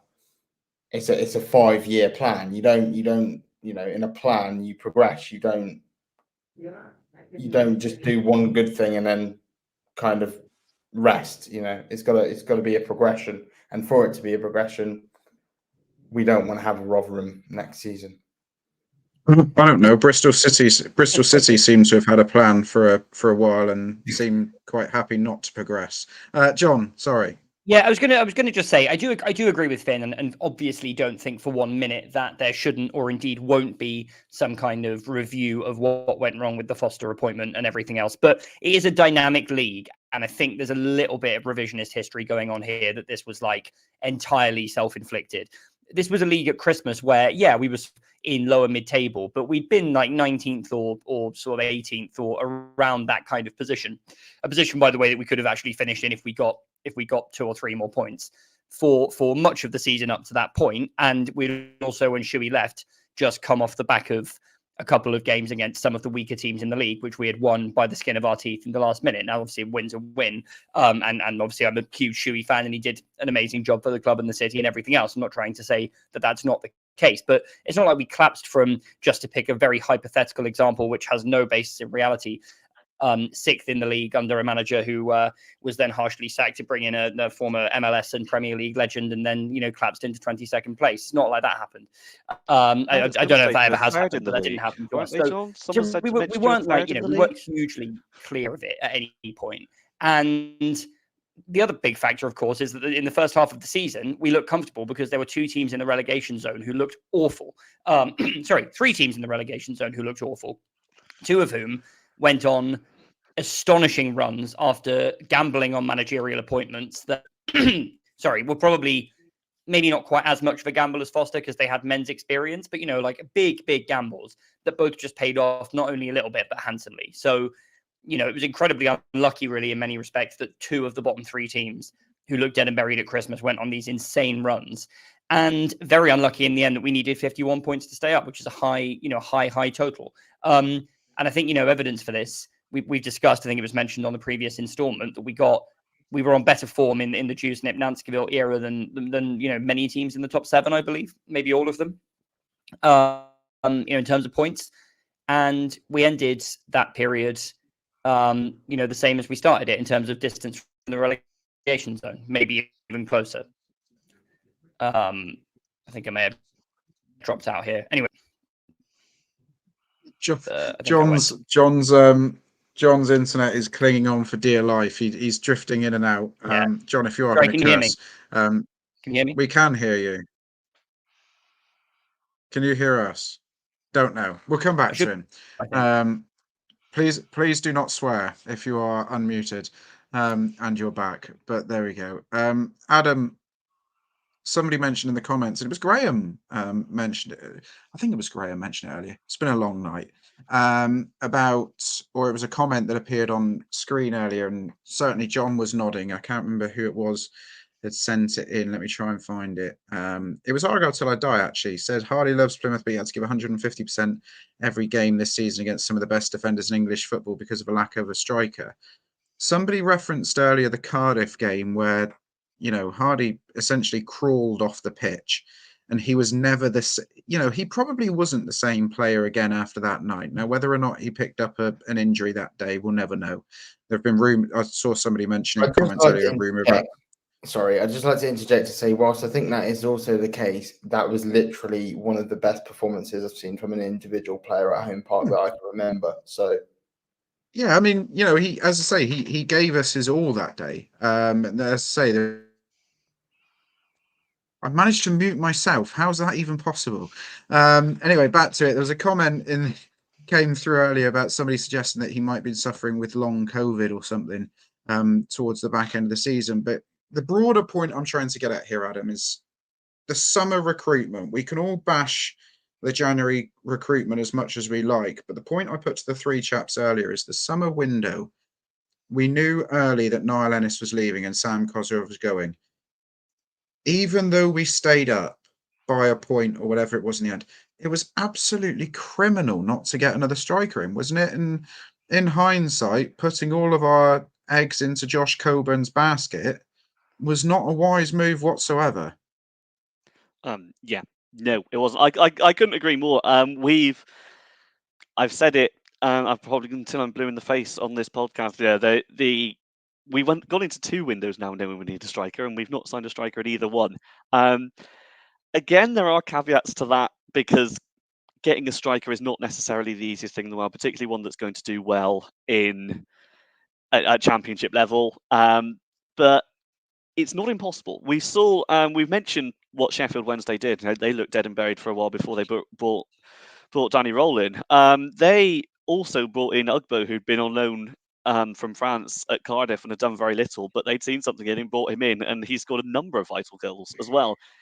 Is there any reason we couldn't have brought in somebody like him over that time? I don't know. It's I'm not in the back room. I don't know what the finances are in that deal. I don't know who's available, and strikers are a notoriously difficult market. That is undeniable. So I can understand why we found it so difficult. But like you say, Joe, and I think like has been said in the previous hour, to go into that summer window with all the eggs in the Coburn basket and not really have a plan B for as and when that didn't go through was clearly a mistake, and it was compounded by the fact that we didn't get anybody in January either. So that's I mean, it's a natural first step as something you tackle, isn't it? We've needed a striker for the last 2 windows. Now going to a third window where we need a striker, and depending on what happens with Hardy, and does he leave, does he not? And we don't know. We will find out. It could be at least 2 strikers that we need. So that recruitment is crucial, and it's also very, very difficult. So it's something that has to be done. And I think if you're looking at what we've got and what we need, the striker option, as it has been for the last year or so, is key. And that is not, again, Sandra, again, if you're watching, I'm sorry if that sounded like Ryan Hardy bashing. It's not, I promise you. We all seriously rate him here, and I totally agree with what Finn said about, we mentioned that Cardiff game when he was basically crawling off the pitch. That was a complete centre forward performance, and we've seen those very, very rarely over the years. So he's got that in his locker when he's fit. Now, has he been injured? Has he been ill? Both. We don't know, but it would make sense if he was, because we have obviously seen him struggle. So I'm not saying we need to replace Ryan Hardy, because Ryan Hardy at his best is more than good enough for what we need. We would need to replace Ryan Hardy, obviously, if he leaves, but what we really need is somebody that can supplement him, which so far Ben Waine, for the greatest will in the world, hasn't quite been able to do so. It remains key. It remains key, and as I say, it's easier said than done, but it's got to be done. It certainly does, and I'm sure whoever it is comes in, that will be quite high on their priority list. So we're halfway through the final hour. Just a reminder, those of you watching, we are well over 1,000 live viewers again this evening. We really do thank you for your support and giving up your Wednesday evenings to join us. Of course, we shouldn't neglect our audio listeners who aren't currently listening but will be listening at a later time, whether you're in the gym, on the morning commute, on the evening commute, whenever it is. We really do value your support. Those who are watching live, please do continue to get the questions in. We will put it to the panel in this final half hour, which will be a Q&A basically of the 3 chaps in front of me. And just a heads up, we do have, as mentioned earlier on, plenty of really exciting episodes coming up. As mentioned, we have the Argyle Life Awards that will be conducted this weekend. Black tie event for the gentlemen. I'm sure they'll all be spruced up and they'll be glammed up to the nines. There's a little promotion for you, the Argyle season end of year awards with John with a very fetching trophy there. I'm sure he might lift 1 or 2 of them. But we do have that to look forward to. And we also have our 2-part end of season review coming out over the next couple of weeks. And when the white smoke is billowing out metaphorically above Home Park, we will be back to bring you the news of the head coach. And we have 1 or 2 very, very, very, very special editions of My Argyle Live coming up, which I promise you will not want to miss. Let's go on to the Q&A then. I will come to you, John. No, I won't. I'll come to Finn on this one. This is from Kenny. Kenny, do any of you, sound view asks, do any of you have a black tie? I do, and I'm not there. Yeah, that's my dad, by the way. So I don't. So I will need to get one. I do have a black tie, but my invitation must be lost in the post because I'm not at the awards ceremony this week. But Kenny Pester asks, Finn, do you think the club need another football person in the staff structure, maybe even if it's just in a consultancy role? Or is it a case of too many cooks spoil the brothel? Broth even, not brothel. Bit of a slip of the tongue. I don't know. I don't know. It depends what you mean by a football person, because look, I don't. Neil Dewsnip's the director of football, so I don't know. I don't know like how much. Everyone's made their comments on Dewsnip over the past few months, and whether they think he's a whether they think he's done a good job this season or not. But I don't, sincerely about that, I don't know how much influence he has or not on whether he wants somebody working beside him or not. He might just think that he's happy in the position that he is, and especially now, he wouldn't have thought that sort of maybe 3 months ago that he would have been on the touchline again this season. But I'm sure that he'll want to get back in the sort of director of football role that he sort of appointed to do. And I think that maybe he'll maybe just want to concentrate on that. I also think the football side of it, is sort of resolved if you get a good manager in, or a good head coach in. It's the thing for me. It's like I don't really understand the whole head. Maybe this is a bit old fashioned of me, but I don't really understand the whole differentiation between a head coach and a manager, because the head coach still has to manage a dressing room, and famously that's what Ian Foster failed to do. So I think if you get the right person in, that I don't think there is necessarily a requirement for another football person. If we were to maybe say this a bit early, but if we were to go down somewhat, but I think it's what Graham or somebody mentioned earlier, if we were go down the route of someone a bit inexperienced, like in the sort of management role, like an Anthony Berry, then maybe yes. However, if we get a more experienced coach in who feels that they can kind of take the reins a bit more themselves, then there might not be a requirement for it, if that makes any sense at all. It certainly does, and we will be coming on to who may or may not be realistic a little bit later on. Adam, come to you. Stephen Jones asks, would you guys say that because Argyle was staunch in January, do you think that will give Argyle a better financial position in terms of budget, wages, etc., going into the summer window? Because as we know, or certainly from what we can tell, we didn't spend a penny for anybody during the January transfer window.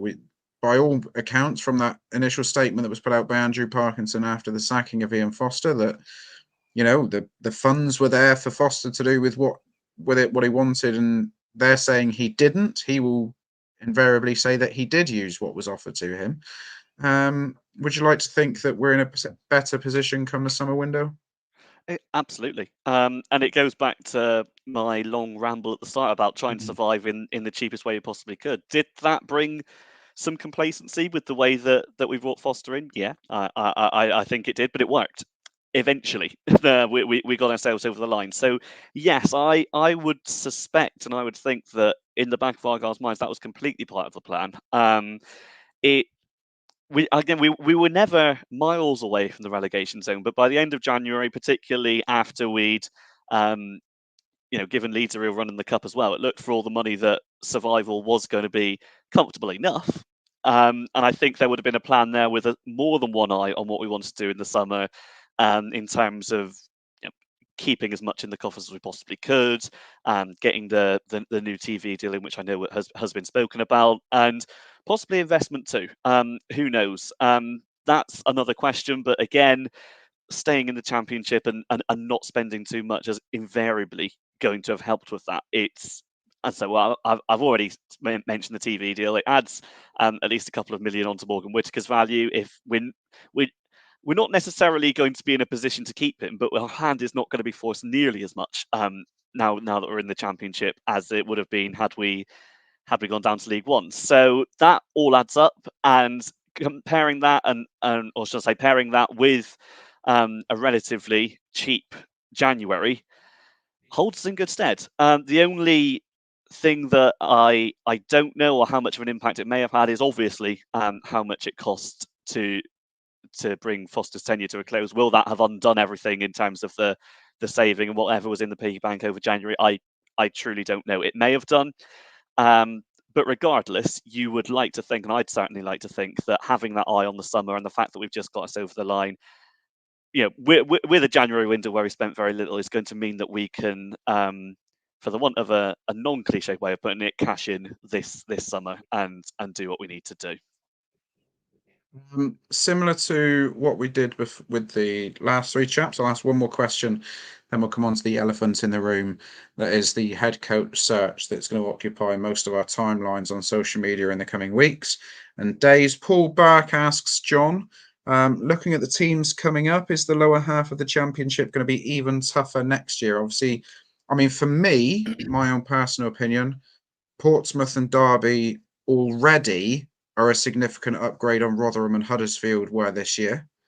And it would look like Bolton or potentially Oxford. I think somebody said it's 1-1 in the game at London Road or whatever it's called nowadays, against Peter in the other semi-final. I would imagine Bolton may well get out of that. So Portsmouth, Derby, Bolton will make the championship a harder division next year. It's going to be tougher again, isn't it? Second year is always the hardest. I'm a little bit in two minds on this one. I think if you just look at Portsmouth and Derby coming up in isolation, and as you have just done, substitute them mentally for Rotherham and Huddersfield, then yes, clearly those two teams are an upgrade on Rotherham and Huddersfield, right? Two teams who are big clubs. Much it pains me to say it in both cases, will come up with serious backing and for the first time, I think for both those clubs in a long time, real positive energy around the place. But I also think that's a bit of a selective way of looking at it.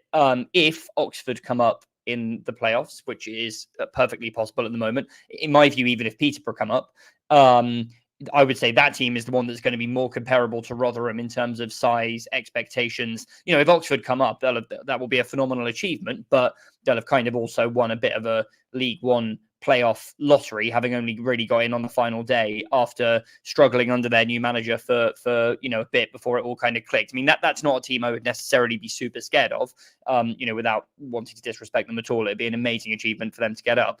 But I wouldn't necessarily fear them more than Rotherham.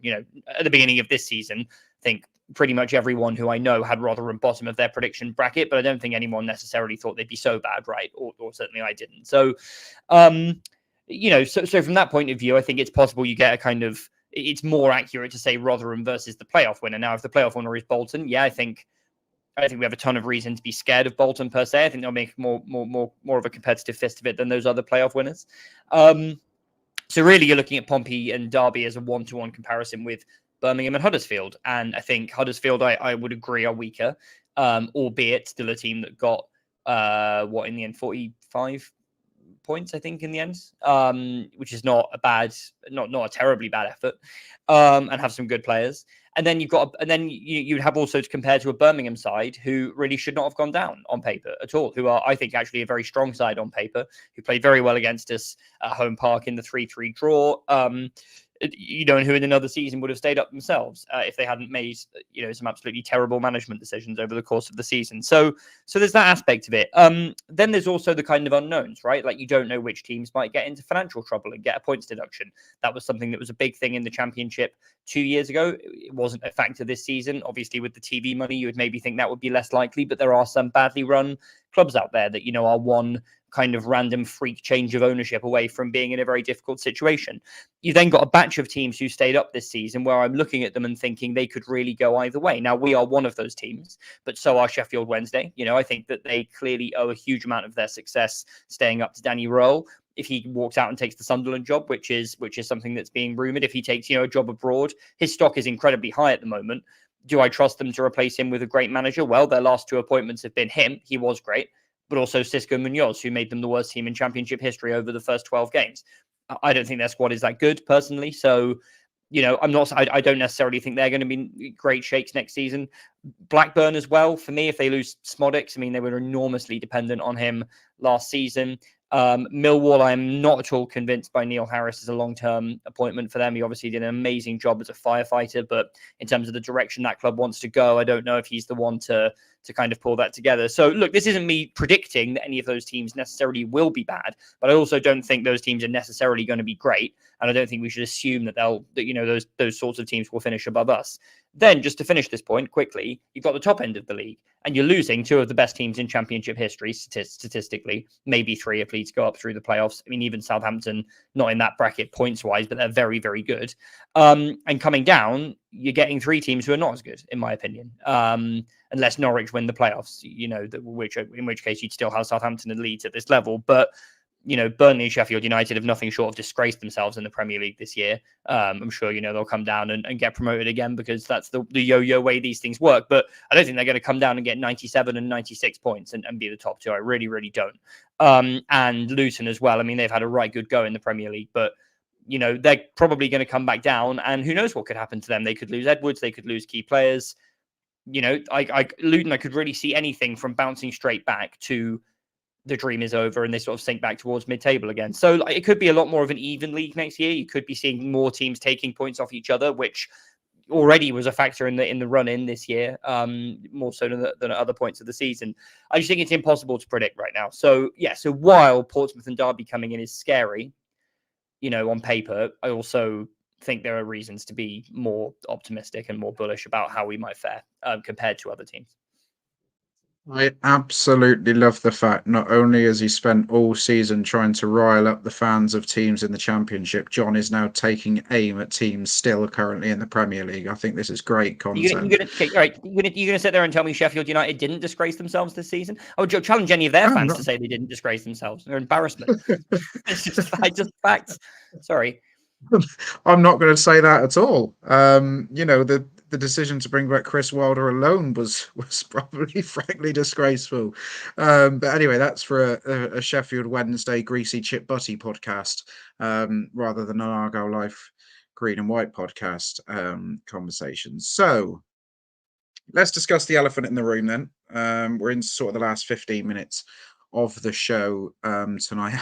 Aaron's only saying that because he was in the away end that day, trying not to get himself lynched, I suspect.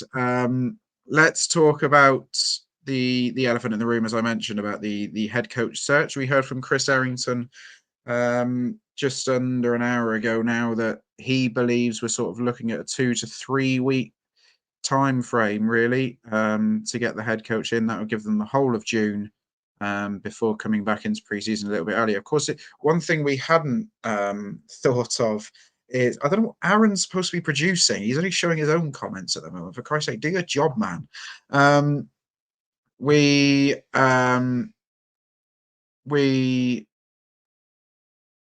Sheffield Wednesday isn't the greasy chip butty I go till I die. It's Sheffield United. With a packet of Woodbine and whatever else is in that song. I'm losing my train of thought. Stop showing comments for a minute, Aaron. One thing that I didn't realise was actually, this is great content for the audio listeners, isn't it? Me stumbling over my words.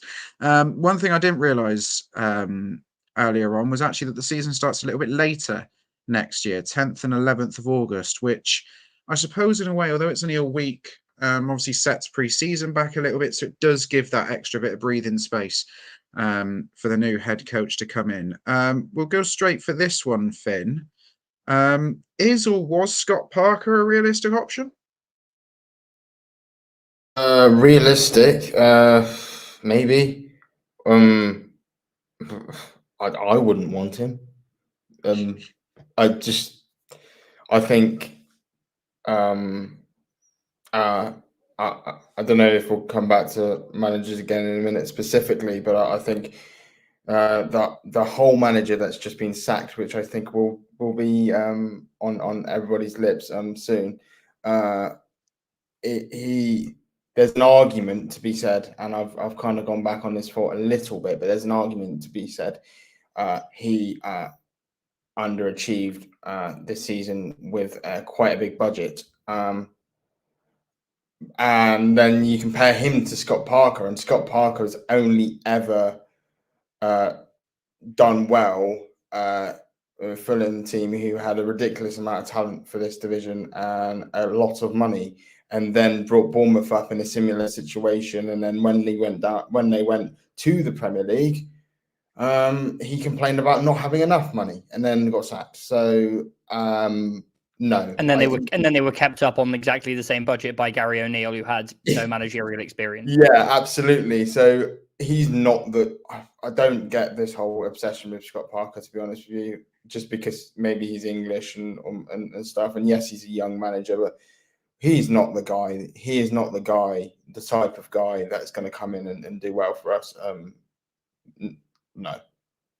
I think actually, Finn, when it comes to this head coach search, I think that's probably the first thing that we've managed to agree on. If anyone has hacks our WhatsApp group chat, they'll know that me and Finn have differing views on a number of things, particularly in the Argyle family at the moment. But that's not a bad thing. Always adds to good debate. Talking of maybe it's because he's English and things. Adam, John referenced Marcia Cifuentes, outstanding job at QPR. He referenced Danny Rule, unbelievable job at Sheffield Wednesday. Do you see Simon Hallett pulling the arm of the games machine and hoping to hit the jackpot with a foreign gem?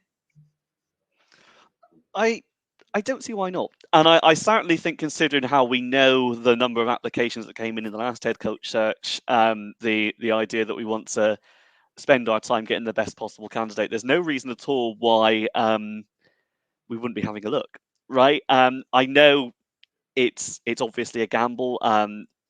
Sheffield Wednesday took that gamble and it paid off hugely in getting rolling. And other times we've seen it and it's not worked nearly as well. I mean, has Brighton Reiner done a terrific job at Huddersfield? No, he hasn't. So it can go many ways, but I certainly think we'll have some ideas. Now I'd be very surprised if there wasn't at least one foreign manager or somebody managing in a continental European league on the list. Considering we want to cast the net far and wide to find the best possible candidate, it'd be silly not to at least have a look. I don't necessarily think that means it will happen. To be honest, there are so many foreign coaches I don't have a clue about that could be excellent or could be terrible. Would it be a case that maybe we're looking in terms of, well, having been once bitten with Foster, in a sense that, are we looking to perhaps not pay compensation for somebody who's coming from elsewhere? Are we perhaps looking at a situation where going down the route of paying for work permits as an expense that we don't particularly want to look at? I'm not sure. Again, as I mentioned earlier with the finance on the striker deal, I don't have access to the finance of Argyle, nor do any of us. But those will be considerations. But again, I'd be surprised if we weren't at least testing the waters there and seeing if there were any foreign coaches who we think we could at the very least have a similar impact, if not quite as profound as Rod has had at Wednesday. Yeah, that's fair enough. And as mentioned by JRRB, there are plenty of former players who have a bit of pedigree working abroad that perhaps may or may not send in their applications. There's also Dick Schroeder, who a lot of fans got very excited about during the last managerial search. His Castillon side, I've probably said that wrong, have just recently won their division quite comfortably in Spain, and they were on a massive parade with Mr. Schroeder sending a nice selfie with all the fans either side of the coach. John, just very quickly, I want this to be a really brief point if we can, because I'm going to come around the group in a second and get your final thoughts on this. Since I was 33, was saying about referencing going back to the 100 applicants that we had at the turn of the year. And somebody else mentioned it. I did see it in a comment here earlier. Somebody saying that perhaps it was a little bit concerning that we only spoke to 3 people. It was JRRB again. Concerned them that we only spoke to 3 people out of that 100? Do we need to cast our net a little bit more than what we did perhaps over Christmas? Now that we've got more time, because obviously before Christmas it was a time thing, wasn't it? That's a rumor, isn't it? And I've heard other rumors that we spoke to more, but then there were like 3 finalists. So I think we can maybe say that the common denominator of these rumors is 3 people were strongly considered. And again, this is just based on gossip. I have no inside intel, but the 3 names there were Ian Foster, who obviously got the job, John Eustace, who is now off the market, and Paul Cook, who would be on the market in the sense that he is in the same position he was in January, but is in work at Chesterfield. He is very much in at Chesterfield, you could say. So, look, I think it's a different type of appointment. That's an in-joke for all the listeners. I think it's a different type of appointment because we're going to be in a different situation financially. We know what league we're going to be in. I think in the summer you can afford to take a bit more of a risk. Obviously, we did take a risk in January, and it very, very nearly took us down for a variety of reasons. So, but I think this time, if you take a risk and it goes horribly wrong, you have time to rectify it. I mean, just look at QPR and Wednesday; both had terrible first halves of the season, and both ended up staying up. So, and Wednesday were a fairly extreme case of being really bad, not just a bit bad. So, in that sense, yeah, I think I would like to see the net cast wider, and I'd like to see the process. I don't believe that the process was not extensive last time. I think whoever was spoken to and not, I'm sure there was a lot of thought and consideration that went into the whole gamut of names. That being said, I will not preempt the next question asking for our final thoughts by giving my spiel about why I think this is right now. But if Liam Rosenior wants the job, there should be one conversation, and it should be with him, and it should be about what he wants. Yes, and I'm happy to elaborate on that if that's the next question. So, but well, we are just seconds away from that. But let's just reminisce. Who remembers Paul Cook at Chesterfield? Let's go on to it then. The final question for the 3 of you, as mentioned to the previous trio, was you have to provide me with one realistic signing that you see Argyle making and one realistic choice for head coach. We'll go in reverse order. Finn, you can have first go at this. One realistic player signing and one realistic head coach option. Okay, so I'm going to show myself up here a little bit, I think, because I haven't been paying that much attention to the EFL as a wider thing this season. So you can pick a Cardiff or a Swansea player if you want, mate. It's not a problem. Yeah. Well, I wouldn't mind. Okay, let's go with that then. I wouldn't mind Jamal Lowe as a shout from Swansea. He's leaving Swansea, isn't he? Apparently? Yeah. So him. So that would be actually a good one. Genuinely. Because I was just going to say Johansson, and that's just very boring. So Jamal Lowe, why not? And your realistic managerial choice? Cheers, Zach. I've thought a bit about this. I'm more keen, having thought about it, on Rosenior than I am yesterday. But my first choice remains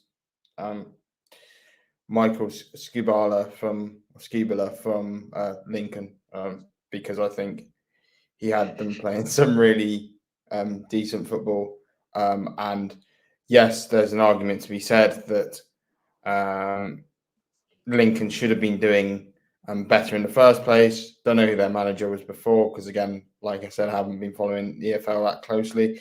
But he had them in 16th, and they very nearly got to the playoffs under Skubala. So yes, that would be my first choice currently. I would also understand if he thought that he needed a bit more time to bed himself in, or 2, somebody else was looking at him as well. So, for those of you who perhaps saw mine and John's reaction, those who are watching live, not the audio listeners, when Finn mentioned Michael Skubala, the reason for that is Sam Down is incredibly keen on the prospect of Michael Skubala, to the point where any suggestion that me and John come up with in our group chat immediately gets rubbished off. Adam, you're realistic. What you have to understand is that Michael Skubala did incredibly well for 6 months in League One, and also more than that, worked under Marcelo Bielsa.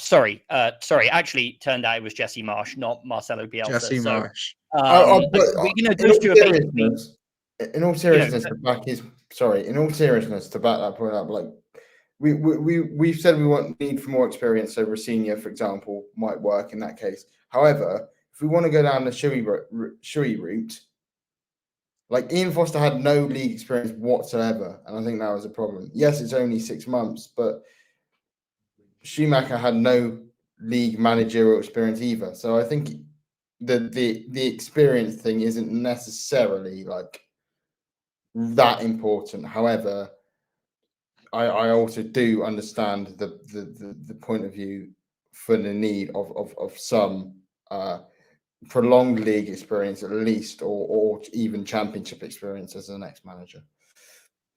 And John, don't jump in just yet. Marcelo Bielsa is also renowned as a footballing tactical genius. Sorry, Jesse Marsh. I keep making this mistake. Jesse Marsh is renowned as a tactical genius who has only ever done great things in the game. So I'm sure having someone who worked under him would be a great relevant experience to have. The best thing about this is Sam Down is not here to defend himself or his opinion. Adam, one realistic player signing and one realistic choice for head coach. There's one player that I've had in mind, wouldn't necessarily be a first choice of mine, but I'd be very surprised if we weren't in for Bashir Humphreys, the Chelsea young centre-back who spent some time actually at Swansea last season with Lowe, who I know Finn has mentioned. He's he ticks a lot of boxes as what we're looking for. He's much more of a ball-playing centre-back, which you suspect we'll be looking for, particularly if Phillips doesn't stay around.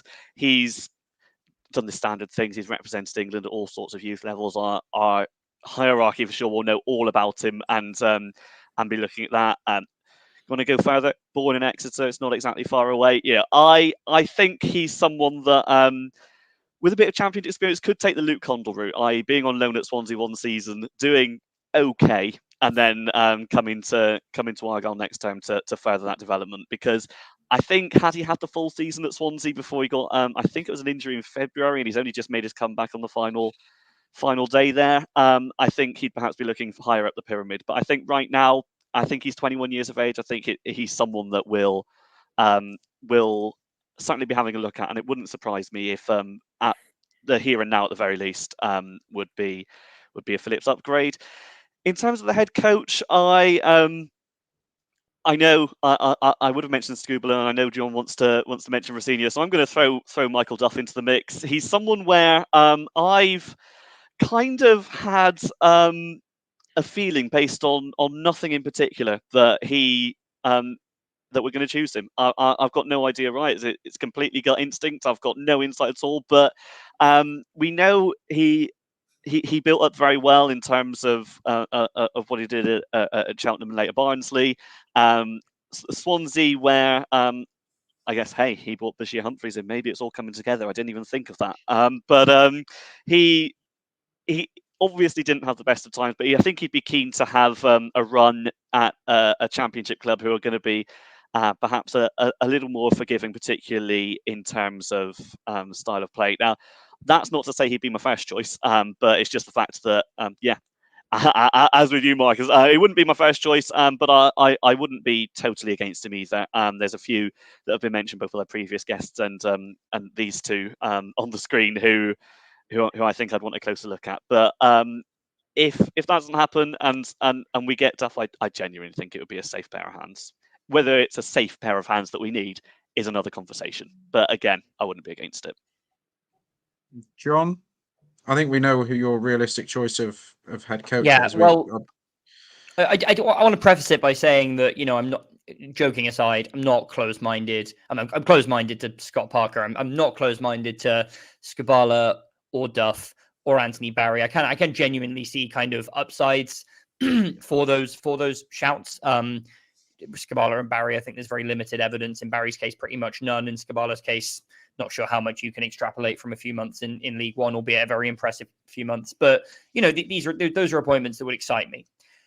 But I think Liam Rosenior, to me, is very clearly everything that we need and someone we could get. And I don't see that Venn diagram overlapping on really anyone else. To be completely honest with you, who would not be a huge risk. this is a manager who, as far as I can tell, the only kind of mark against him is that he underperformed at Hull last season with a squad that should have done better. And I agree he underperformed, because I think that the quality in that squad, especially in the second half of the season, should have got in the playoffs. But they very nearly got in the playoffs. They were in the playoffs for a long time. And ultimately, you know, the championship promotion race was crazy tight this year, and they just happened to miss out. Hull fans, despite this underachievement, seem pretty uniformly upset, or at least in disagreement with the decision to get rid of him.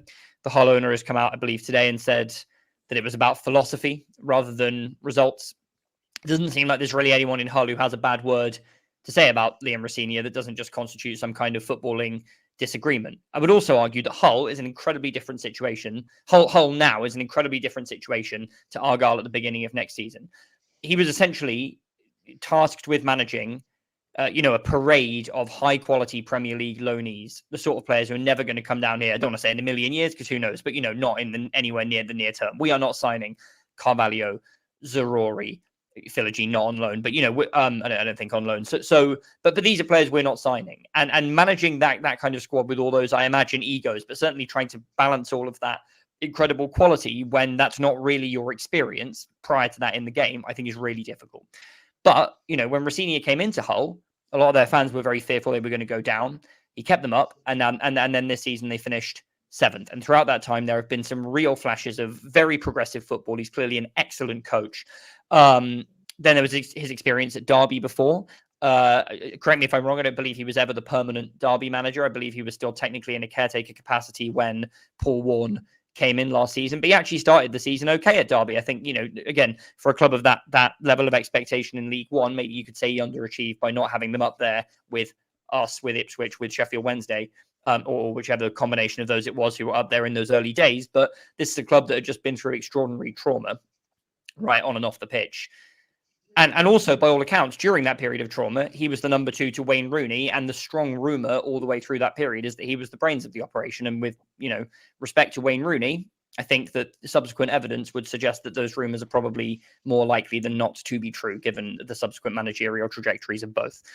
I also think Rosenior just has the vibe of someone who is an incredibly good fit for us. He represents himself incredibly well. Seems like an honourable, good bloke. I'm not going to sit here and cast any aspersions on Ian Foster, but it's very clear that Foster lost the dressing room at this point. It just is. I'm certainly not saying he's not an honourable, good bloke, but I think there were clearly issues there with man management, whatever those were.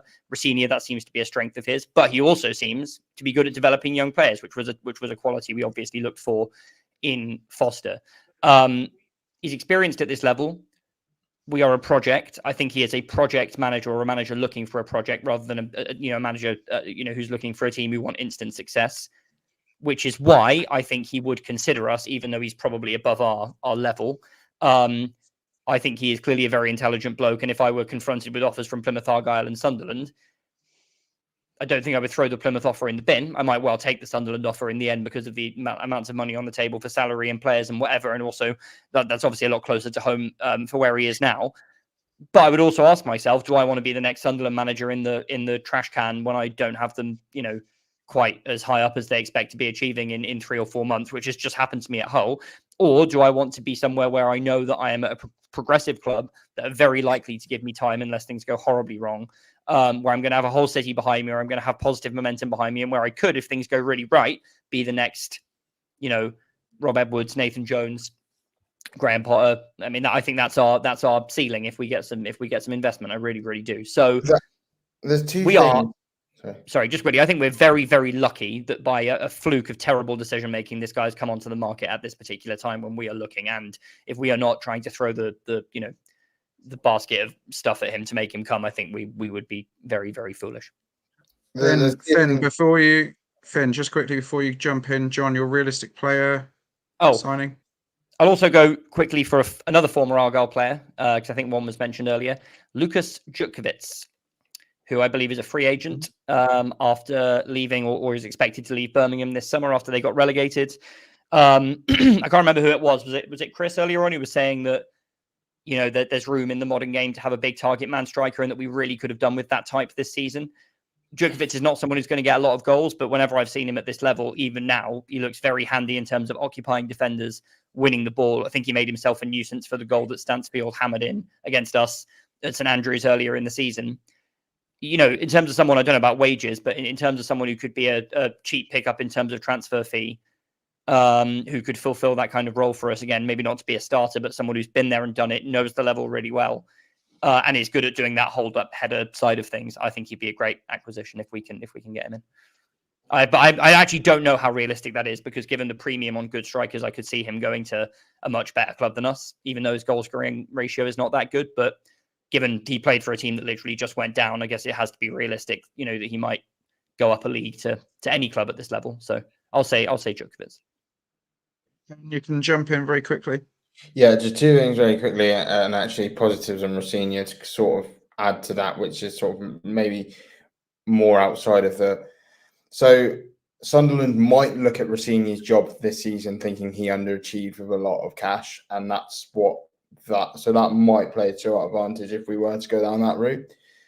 And also, this is sort of maybe a bit overplayed, but his dad did spend quite a long time in this area, and I'm not saying, you know, Liam probably then would have been, I don't know, teenage or something like that, but he would be aware of this area at least, and I think it's probably something that we've skipped over a little bit. And I know Liam himself will probably, I don't know if he has a partner or kids or whatever, but he'll have his own family, I guess.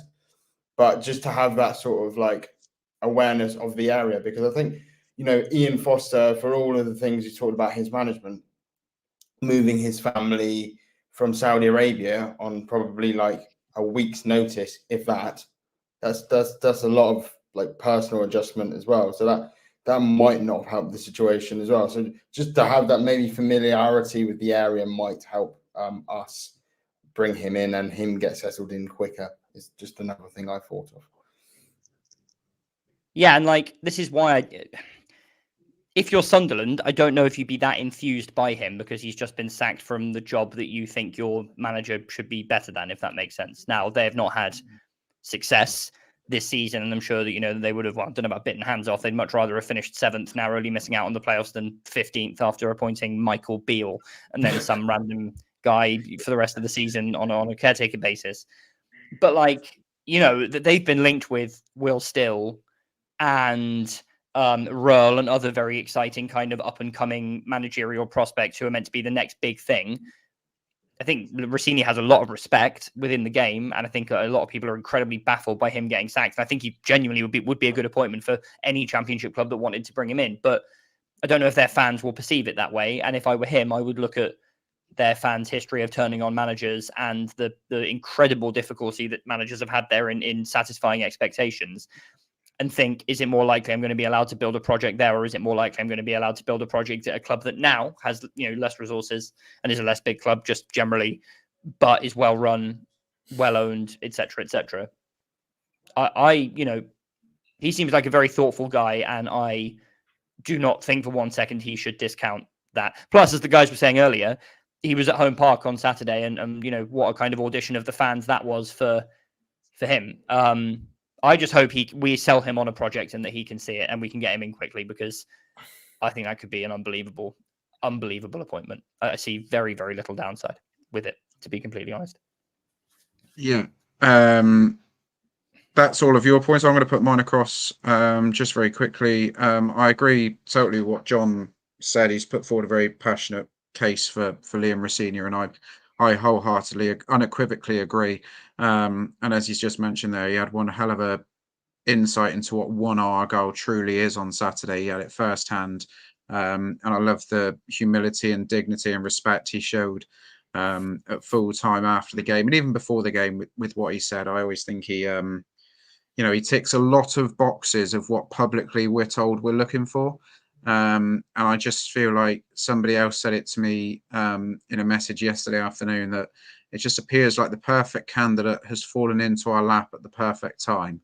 And I do hope that the football club are at least going to ask the question. If he says no, then we move on. But we would be absolutely stupid if we weren't trying to ask the question. As for my player, my one realistic player, this is purely basically off the back of the rumours, and that's all they are at this stage, flying around about Michael Cooper and potential departure at Home Park. If we are looking for another goalkeeper, I understand what Chris is saying about Victor Johansson. However, I probably think he's going to be the most sought after goalkeeper out of the Championship this year. The bloke's was totally in the wrong club at Rotherham. He's one of the best in the division on every metric, it would seem, and will certainly find himself a decent position. I would look at Sam Tickle, young goalkeeper at Wigan Athletic. I'm saying this mainly because very long arms. Very long arms, I'm hearing. I'm saying this purely and not only just in tongue in cheek, but I'm spending the weekend with Wigan fans, and I'll probably get the cold shoulder from them this weekend. But Sam Tickle's in the England pathway at the moment. Recently played an under-21s, couple of under-21s games, and has had a very fine season for Wigan. Pulling off some really top saves, and he's sort of in the same sort of mould as Michael Cooper as well, Sam Tickle. And I do wonder with Wigan's recent checkered past off the pitch, what sort of deal we'd be able to strike there that might be able to get a Sam Tickle. But that's only, of course, if Michael Cooper leaves, which of course we hope he doesn't. That's it. 2 hours, 15 minutes we've been on talking about what happens next, and we've not even shown you a hilarious gaffe from years gone by, and I've not put on my best Sue Barker impression trying to get you to tell us about the dog that runs across the racetrack and scores a penalty whilst hitting a hole in one at Augusta.